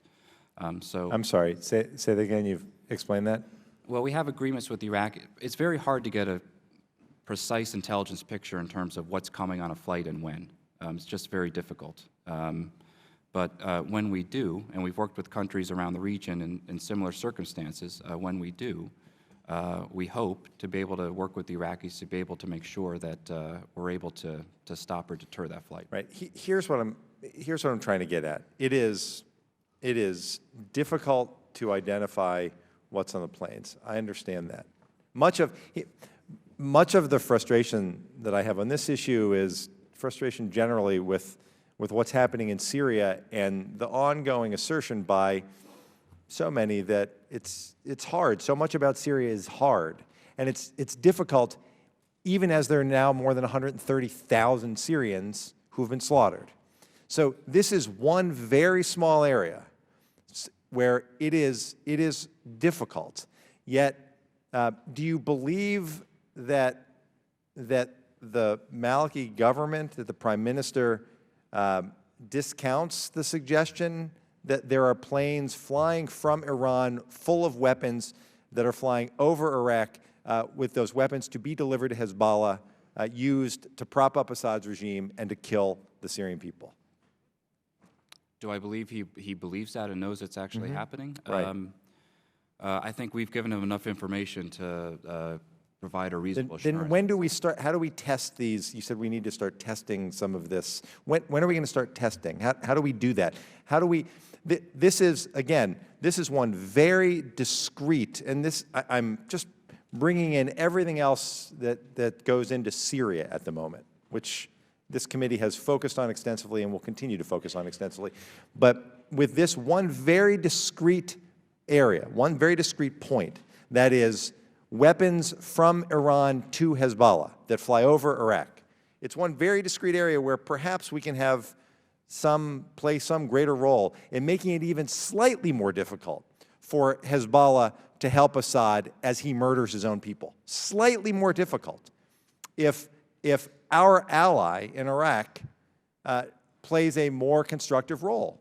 So how do we test that? How do we make that happen? First, I would be happy to come discuss in a different setting specifically some of the issues related to this topic. But I can just put you in the picture when we have these conversations with Iraqi officials and leaders. As soon as you mention Syria, what they talk about in Syria is the threat that is coming from Syria into Iraq, and it's a very real threat, and that is like their primary threat perception coming from Syria. We explain that the reason the terrorist groups are entrenching in Syria is partially due to Assad, who, as the Secretary said, is a terror magnet. And so long as the Assad regime is able to be strengthened, this vicious cycle is going to go on. The Iraqis have signed up to the Geneva I communique. They've done some things in order, consistent with our efforts to try to put pressure on Assad. And on the overflight issue, all I can say, I've been in Iraq twice this month and has raised this issue specifically to get inspections increased again. And the next time I'm here, I hope to report some progress. All right. Thank you very much, Mr. McGurk. Yield back. Mr. Deutsch. We go now to Mr. George Holding of North Carolina. Thank you, Mr. Chairman. Mr. McGurk, I appreciate your level of knowledge and facility with the facts and your ability to communicate them. In numerous answers, you've detailed the support that Iran is giving to militias in Iraq and to Al-Qaeda-related and successor Al-Qaeda groups in Iraq who are propagating this violence and undoing, I think, a lot of the good work that we were able to do in Iraq. In addition to that, where the Maliki government may be able to disavow it and say that we're not supportive of what Iran is doing in Iraq on that level, there are other areas which are in contravention of the sanctions that we placed on Iran, such as in the energy area, the energy sector. It's come to light that in the Basra province, Iran and Iraq are negotiating the building of a pipeline to supply gas into 2 new power plants there. This all in contravention, of the sanctions. Are we putting Iraq on notice that this is in contravention of the sanctions and detrimental to what we perceive as our interests? Very good question, and this is also an ongoing topic of conversation. They share a 3,000-kilometer border, so there is trade, there's cultural ties. It's impossible to stop everything. The Iraqis have been very conscious of trying to enforce, make sure that they are working and consistent with our sanctions. In fact, they have not paid Iran for arrears that they're owed for certain electricity payments because they believe that it might be sanctionable, even though the banks in which they would pay are not sanctionable banks.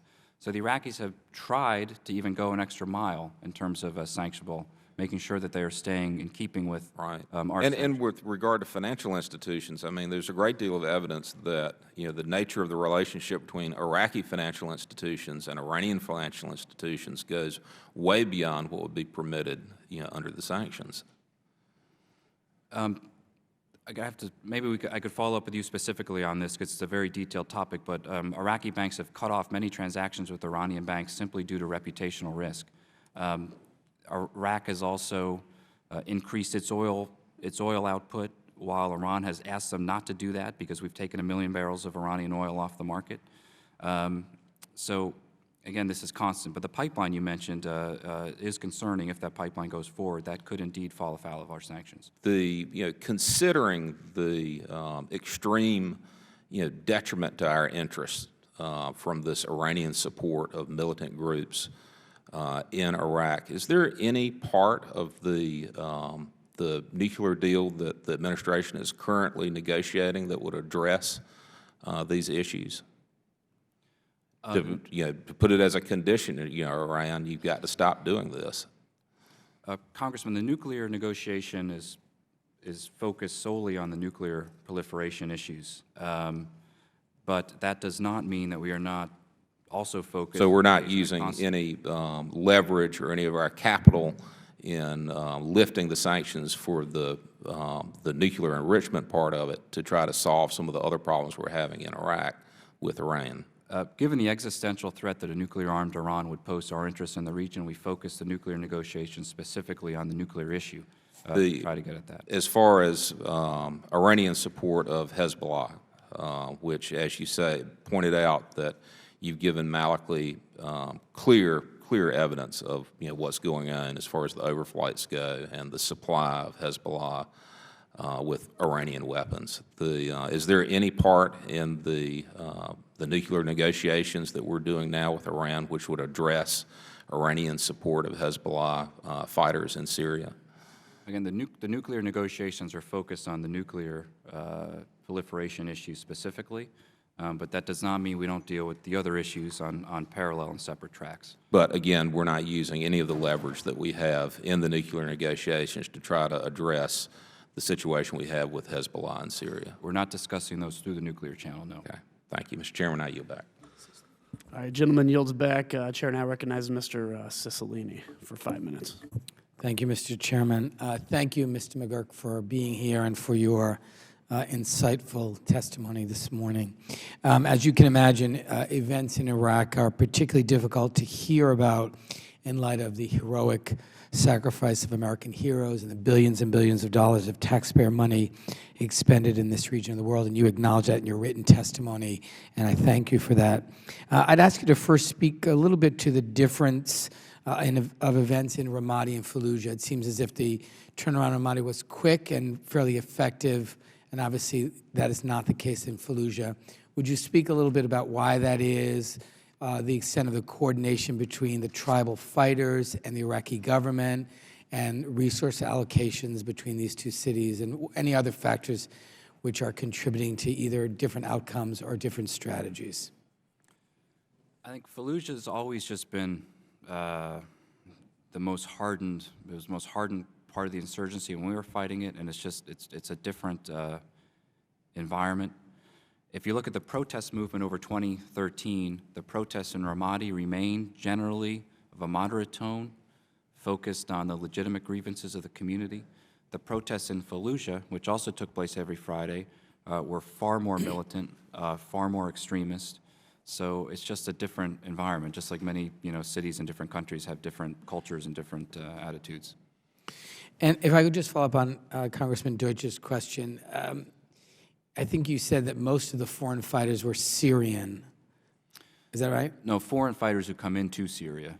So from the greater region and global jihadist-minded people who come into Syria to fight jihad and are then coming put into a Iraq. suicide bomb track. And so would you speak a little more about what the relationship is between the Maliki government and President Maliki in particular and President Assad? And sort of do they understand that by allowing these flyovers and potentially strengthening or prolonging the Assad regime, they actually are undermining their ability to take back their own country from these same extremists? I mean, do they make that connection, or what is the relationship between the Maliki administration, the Maliki regime, and the Assad regime? Maliki and the top leaders of the Iraqi government, there's no love lost with Bashar al-Assad. If you look at 2009, Maliki was calling for Assad to be brought to a criminal court at the time based upon some bombings which happened in August of 2009 that the Iraqi government blamed on the Syrian regime. Again, they've signed on to the Geneva Communique, which prefaces that there will be a transition without Bashar al-Assad. I'll be perfectly candid. When we explained to them that Bashar al-Assad remaining in power is a magnet for jihadis and terrorists who are coming into Iraq, that is a train of logic that many Iraqi officials don't agree with, frankly. They believe that if Assad left, that the regime would collapse and make the problem worse. So this is a constant, just seeing the same picture we do. They don't always see it. But we believe very strongly, as the Secretary has said a number of times, and the President, that Bashar al-Assad in power is a magnet for these foreign fighters coming into Syria to fight a jihad. And until he is removed from power, we're going to continue to be in this very vicious cycle, which is going to have pernicious effects on all of Syria's neighbors, Iraq, Lebanon, and Jordan in particular. But I mean, what other tools do we have at our disposal to persuade the Maliki government that that is the case? Because otherwise we're going to be left in a position where they're going to continue to implicitly or explicitly support the Assad regime in the context of flyovers or other efforts. I think, I just have to be really candid. I think over the next, particularly heading up to the election, Iraqis are going to be increasingly focused inward on their internal issues and internal politics. And our hope is that after those elections, with a new government up, we will work with that government to really get at this problem.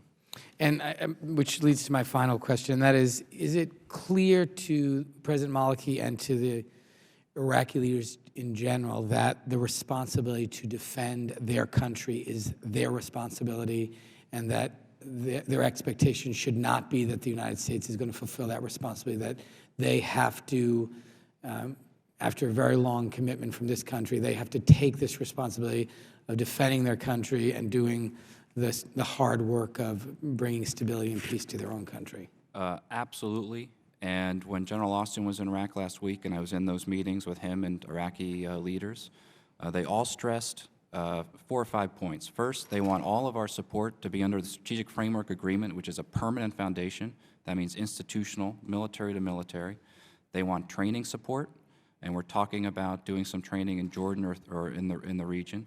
They want intelligence support, and they want to let us know when they feel that they need weapons or systems that we can help them supply. So that is what they want, and they also want advice and recommendations for how to actually plan effectively.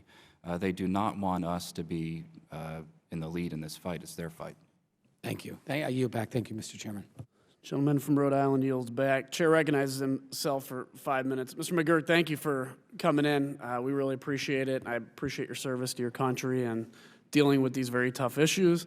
I'm obviously not very happy with what's happening in Iraq, and I've been very clear that I thought the withdrawal from Iraq was one of the biggest mistakes, I think, historically that'll be shown that the United States has made in modern foreign policy. So I'm going to express a lot of concern with that. It's not necessarily directed at you, but it is directed at the decision by the administration. I'm a Air Force pilot, and I served in Iraq a number of times, and I remember specifically going there in 2008 and still, watching the environment and seeing people hunkered down, in essence, as there was still a threat of terrorism, but they were starting to emerge. And then I remember going in 2009 and seeing an Iraq that had completely turned around. And actually, as somebody there thinking, hey, we're serving a purpose here. We've brought freedom to people. Kids are out playing soccer. Even though most of our operations in some cases were directed against Iranian assets. Iran is known to be responsible for directly or indirectly the death of about half of the Americans in Iraq, including EFPs. And by the way, I might want to mention that we are now negotiating with Iran in terms of giving them their ability to enrich uranium. I'll tell you another concern I had is I remember I was actually getting ready to fly a mission into Afghanistan back a few years ago when I heard the Senate Majority Leader from the other side of this building say that the war in Iraq was lost. And he still has his powerful position, but he very quickly said that the war in Iraq is lost and it's time to withdraw all the troops. And then President Bush made what I think is a very brave decision to not only not withdraw, but to actually surge more troops in, and we saw a great deal of success. I think the reason it's important to revisit these decisions is not beating a dead horse, but it's the fact that we're getting ready to face the same kind of decision in Afghanistan. Are we a country tired of war and we're going to pull out and have to deal with this shameful thing that we've seen in Fallujah, the equivalent of that in Afghanistan now, or are we going to learn lessons from the past? And I think it's very important to learn those lessons. I've got a question, a couple of quick questions. There used to be a policy in this country that anywhere Al-Qaeda exists, they should know that there's no safe haven. I think President Bush talked about that there's no safe haven for terrorists anywhere in the country. We see in Iraq right now, they, in essence, appear to be somewhat safe. Hopefully the Iraqi government can push against them. We see the same type of situation in Syria, and I'm for intervention in Syria. I want to be very clear about that. Is this a change in the administration from the Bush policy of no safe haven anywhere in the world, and now we accept safe havens in Iraq because we just lost the political will to do anything, or is it still kind of the Bush policy of no safe haven for Al-Qaeda? First, Congressman, thank you for your service, and I think particularly now, everybody who served in Iraq and has experience there, it's really time for us to have a constant ongoing dialogue because we can all bring our experience and relationships to bear at this very important moment. Again, I can just speak to Iraq, and in working with the Iraqis in terms of intelligence support and hellfires, and as I mentioned in my testimony, we're confident that Iraq will deny Al-Qaeda safe havens in western Iraq. One of the reasons we believe we saw the convoys moving into Fallujah and Ramadi is because the Iraqis started hitting their camps and safe havens in the remote regions of western Iraq. So I am confident, particularly as the Hellfire missiles and they develop even more sophisticated ability to deploy them, and also with the Apache helicopters and with the other things we're able to do with our Iraqi partners, that Al-Qaeda will not have safe havens to plan and plot in those areas. And that's one reason, though, they're moving into urban areas because it's harder to root them out of those areas. Thank you. And I'd like to say, too, I have called for and believe that the United States should help the Iraqi government in a limited way using air power, American air power, to take out these safe havens because this Congress, this House, has passed a use of force agreement that says attack basically Al-Qaeda. And so I think we have the authority and we have the responsibility to do that. Let me ask you one more brief question. Israel foiled and dismantled what the Israeli officials described as an advanced Al-Qaeda plot within their borders. There's kind of this far war grand strategy with Al-Qaeda and a near war grand strategy. The near war is co-opting, for instance, Iraq, all those places. The far war would be a threat to the U.S. homeland. Do you believe that the situation we're seeing and that it's the goal of AQI to be part of a far war strategy, AKA an attack on the American homeland eventually? Again, my file is Iraq, so I'm focused on Iraq. I would just... But obviously Iraq has huge implications for the homeland. Again, I think Al-Qaeda is a real threat. If they're able to entrench in the heart of the Arab world, it'll threaten our interests vital U.S. interests throughout the region. All right, thank you. And again, thank you for your service to your country. I appreciate that. Chair now recognizes Mr. Vargas for 5 minutes. Thank you very much, Mr. Chair. Appreciate it. I think for most Americans trying to keep score at home, it's becoming very difficult to understand the situation. I think a lot of the nations there become somewhat confused and complex. I mean, Iraq, Iran, Syria, it's all kind of running together, and the issue of the Sunni Shia discord and what's happening there.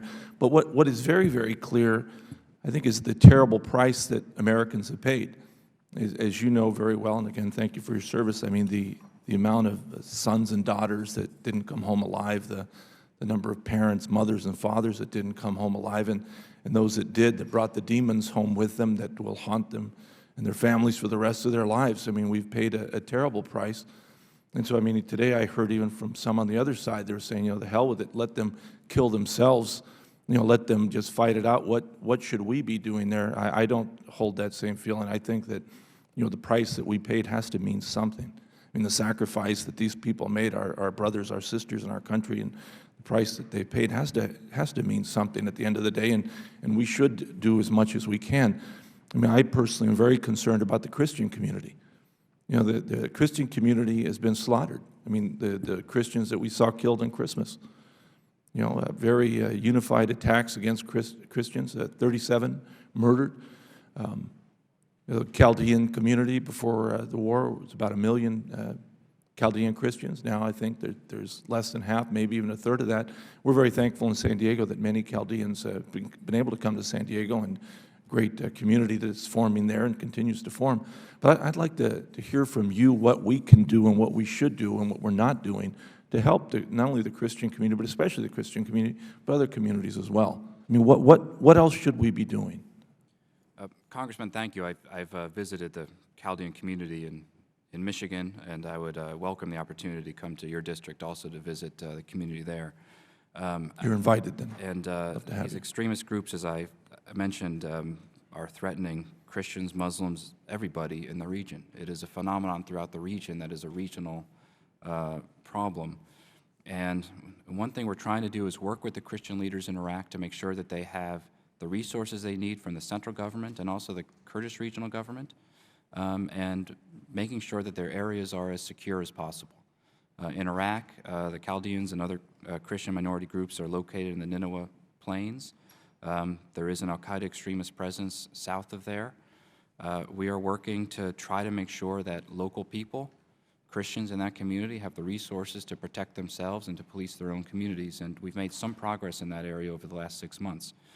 In the north, in Erbil, in the Kurdish region, when I was in Iraq a few months ago, and I met, as I mentioned earlier, with Archbishop Borda, the head of the community there, and linked him up with the Prime Minister of the Kurdish region to talk about schools for the community and making sure that they're getting the resources they need from the Kurdish regional government. So what we can do as a neutral player in Iraq with relationships between everybody, because we've been there for 10 years and we're seen as a neutral player, one of the very few, is try to make sure that the connections are made between the governments, provincial, regional, and national, so that the Christian and minority communities have the resources they need to protect themselves, but also for schools and for children and everything else. Now, I do have to say, though, I've heard from many that the central government, they claim that the central government is not doing much at all to help the Christians. In fact, just the opposite, that they leave them exposed, that their churches are exposed, that the schools are exposed. I mean, could you comment on that, that they haven't been doing enough, not nearly enough, to protect the Christian community, and especially the churches?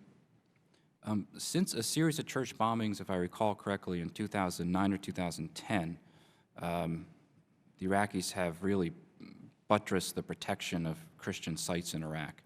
But as you mentioned, there are still attacks on these sites. The Christmas attacks, I believe, killed 37 That's right. And Christians.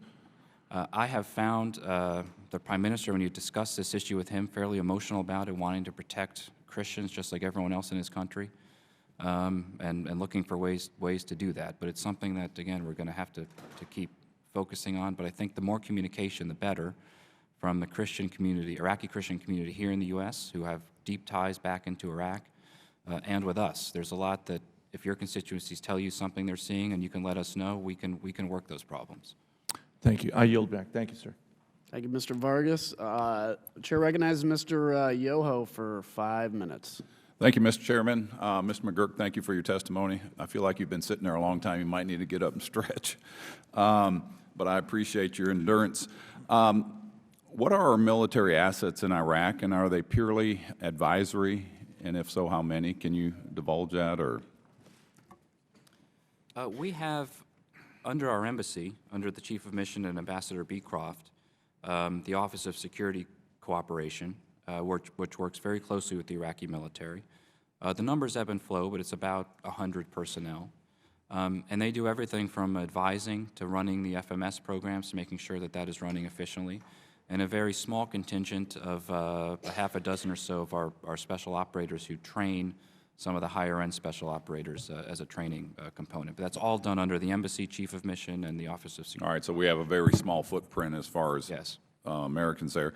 What can be learned from how we left Iraq and applied to the drawdown in Afghanistan, so we don't make the same mistakes or repeat what we've done there, so that we've got the benefit of the effort we put in there, you know, that both sides benefit from this?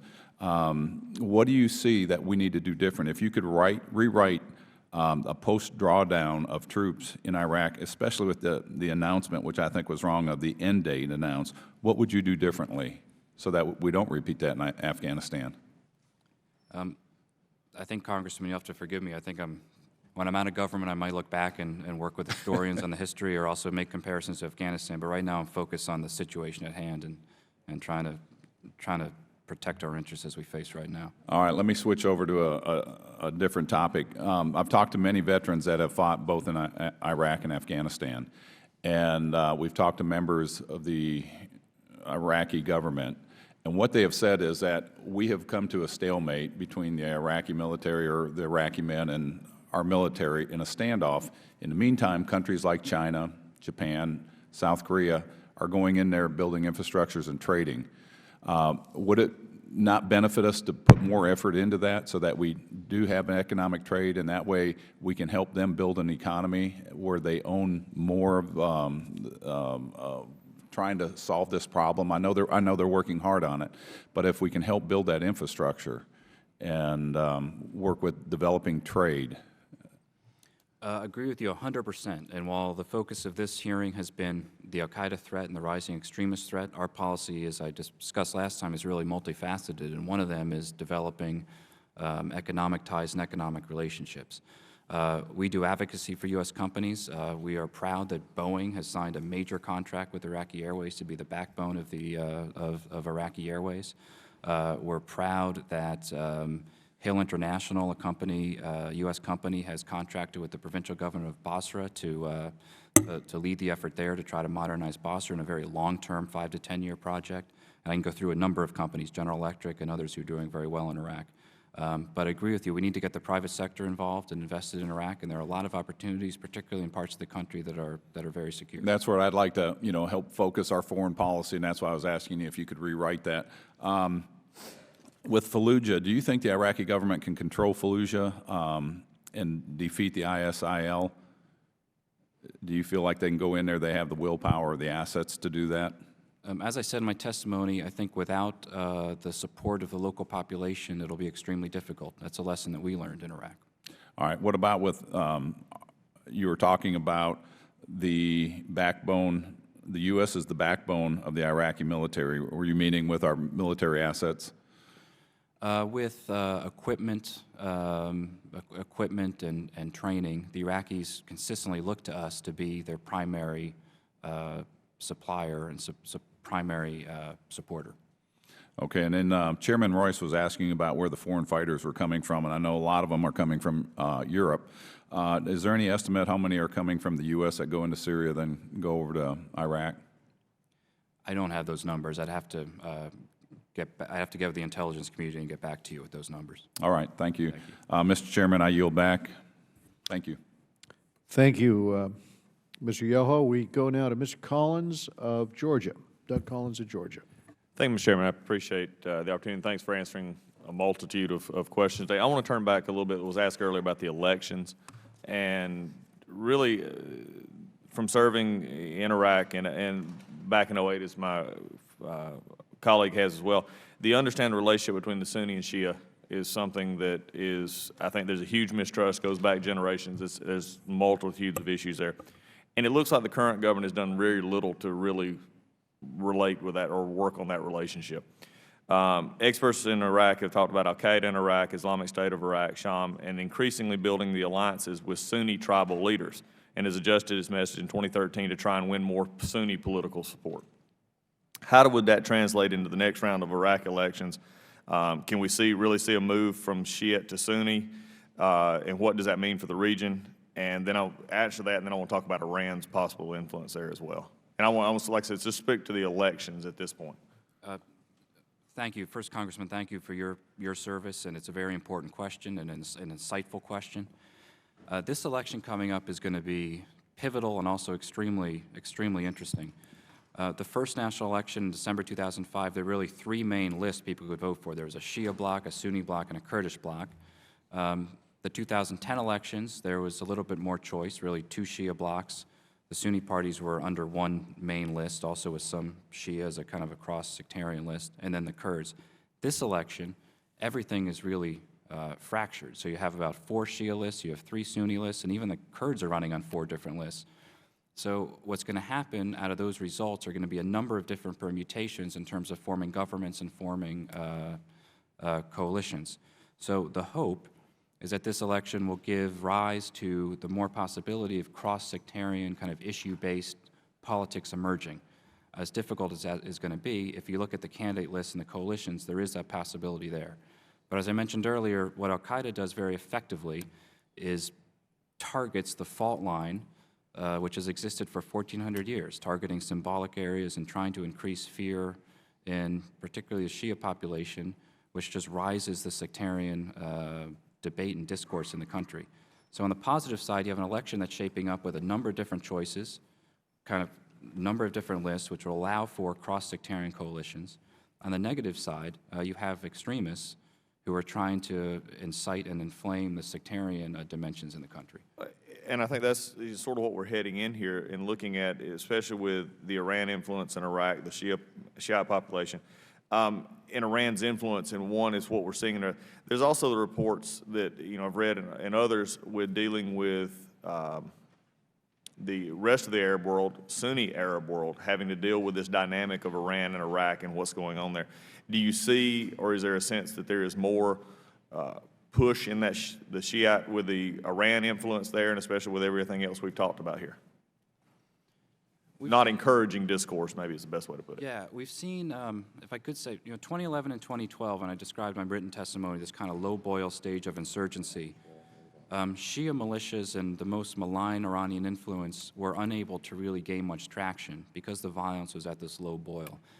As the Al-Qaeda attacks went up this year, we've seen an increase in Shia militia activity, which has also given an inroad to the most nefarious Iranian activity. So this is something that we continue to have to work with Iraqi, not only political leaders, but civil society leaders and everybody to try to isolate those most extreme groups. Well, and I appreciate that, because I think in really what we look at, and it's been mentioned, several times here, is we look at the world of Iraq right now and the issues of Fallujah and the Anbar region and the price that we paid in those areas that are continuing. We've got to maintain pressure on this administration in Iraq, whether it be the protection of those that are at Camp Liberty, the Ashraf, the other things. This is not something that this congressman is going to let go. We got to continue this process that we owe that in a large sense to what happened there. So I think really in these elections, that's the concern that I would express to Maliki is you've got to do the process of working to sustain your own country without the division.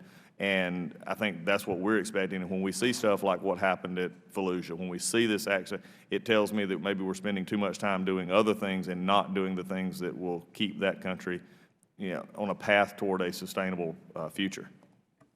So I appreciate it. And with that, Mr. Chairman, I yield back. Thank you, Mr. Collins. We go now to Mr. Weber, Randy Weber of Texas. Thank you. Mr. McGurk, you were last here in November this something. I think it's been 78 days as we count, and with Iran fostering all of the unrest over in Iraq, there's been 312 executions. If you divide that out, it's one every 6 hours. It is 4 a day, 120 a month. Hence the 312 in 78 days. It's been 78 days since you were here. We have a regime in Iran that is built on sending terror throughout its own citizenry and, of course, exporting it into Iraq. How many more executions do you think is acceptable before we take the Iranian regime to task over their executing their own citizens? I can address that from the Iran standpoint. Again, the human rights situation in Iran is quite despicable. We have seen President Rouhani and Foreign Minister Zarif talk about wanting to make inroads and improve the human rights situation, but quite frankly, we have yet to see them make any inroads in that area. So really, I mean, we need to really be focused on this, even in our negotiations with, or I should say the administration's negotiations over relaxing the sanctions, because they don't understand, we're getting played for fools, quite frankly. I know that you're here to testify about Al-Qaeda in Iraq, so I have a question for you. The residents of Camp Liberty, are they as dangerous as Al-Qaeda? No, certainly not. Okay. And we promised them that, did we not, that we would protect them and that we would take care of them back during the conflict, when they were repatriated, so to speak, to the camp? There were agreements between our kind of military commanders at the time when we moved into Iraq at Camp Ashraf. Right, and you're aware of how many of them have paid a terrific price with their lives to live there under the agreement that we made? I am, sir, yes. Okay, and you're aware that they're basically having to live in graves now? We're not getting T-walls. The protection installed that they used to have, I mean, it's just unbelievable, the paper-thin walls that they're living in and the attacks that are coming from outside. You're aware of that? Yes, sir, and as I said, I was at the camp this month and talked to the residents about what it's like to live in a trailer when colleagues of yours are being killed by rockets in trailers. It's something that many of us can recall quite well, good news and bad news. The good news is most of them, as I understand it now, are not living in trailers. The bad news is they've had to dig out a 3-foot wide by 6-foot grave, basically, and live in it to avoid the rocket attacks. How long how long does that have to go on? Should we not be pressing for, A, to get them out of the country, and at best, while we're working diligently on that, should we not be getting them protection? How much longer do you estimate that going on? As I said earlier, we need to do everything we can to get them out of the country. Well, you were here 78 days ago. Has their situation improved?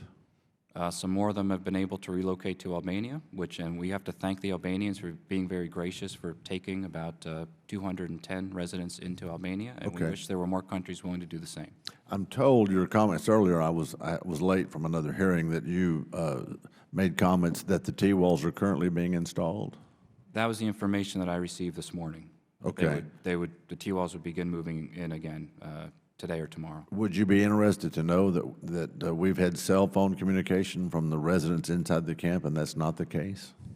All I can say, Congressman, my understanding was there was a decision made this morning to begin moving T-walls back into the camp. Whether or not that's actually started or not, I don't know, but I can assure you, based upon the information I've received, that we will follow up, and if in fact T-walls are not being moved into the camp, that'll be a very serious matter, and I will follow up with you as soon as I receive the information. How soon? I can follow up with you in the next 48 hours to make sure that T-walls are moving back into the camp. Okay. And is there a third-party verification? Because when the Iraqi government, I'm sorry, for me, they don't have a lot of credibility. It's almost as if the residents of Camp Liberty are the enemy and not the victims that they are. Is there a third, I mean, surely you're not saying that you're going to call them and they're going to say, of course. No. We will talk to our colleagues at the United Nations mission in Iraq, and the deputy there, Georgie Bouston, who is at the camp regularly, and he will be able to verify with eyes on whether or not. Well, as we watch Iraq descend, I hope you make it an extreme priority to get them out. We will do so. Thank you. Thank you. Thank you.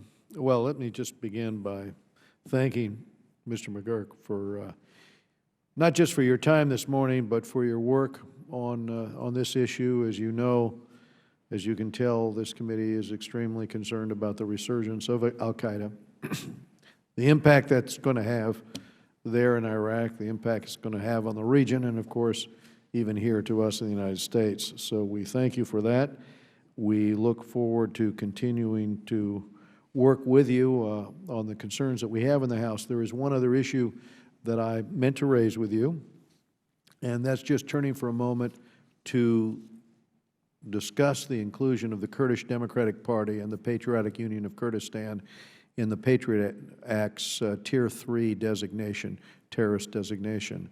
My understanding is that this has become a sort of catch-all designation that has inadvertently mislabeled the KDP and the PUK as terrorists, even though they have been a stabilizing force in the region and consistently loyal to the United States for decades.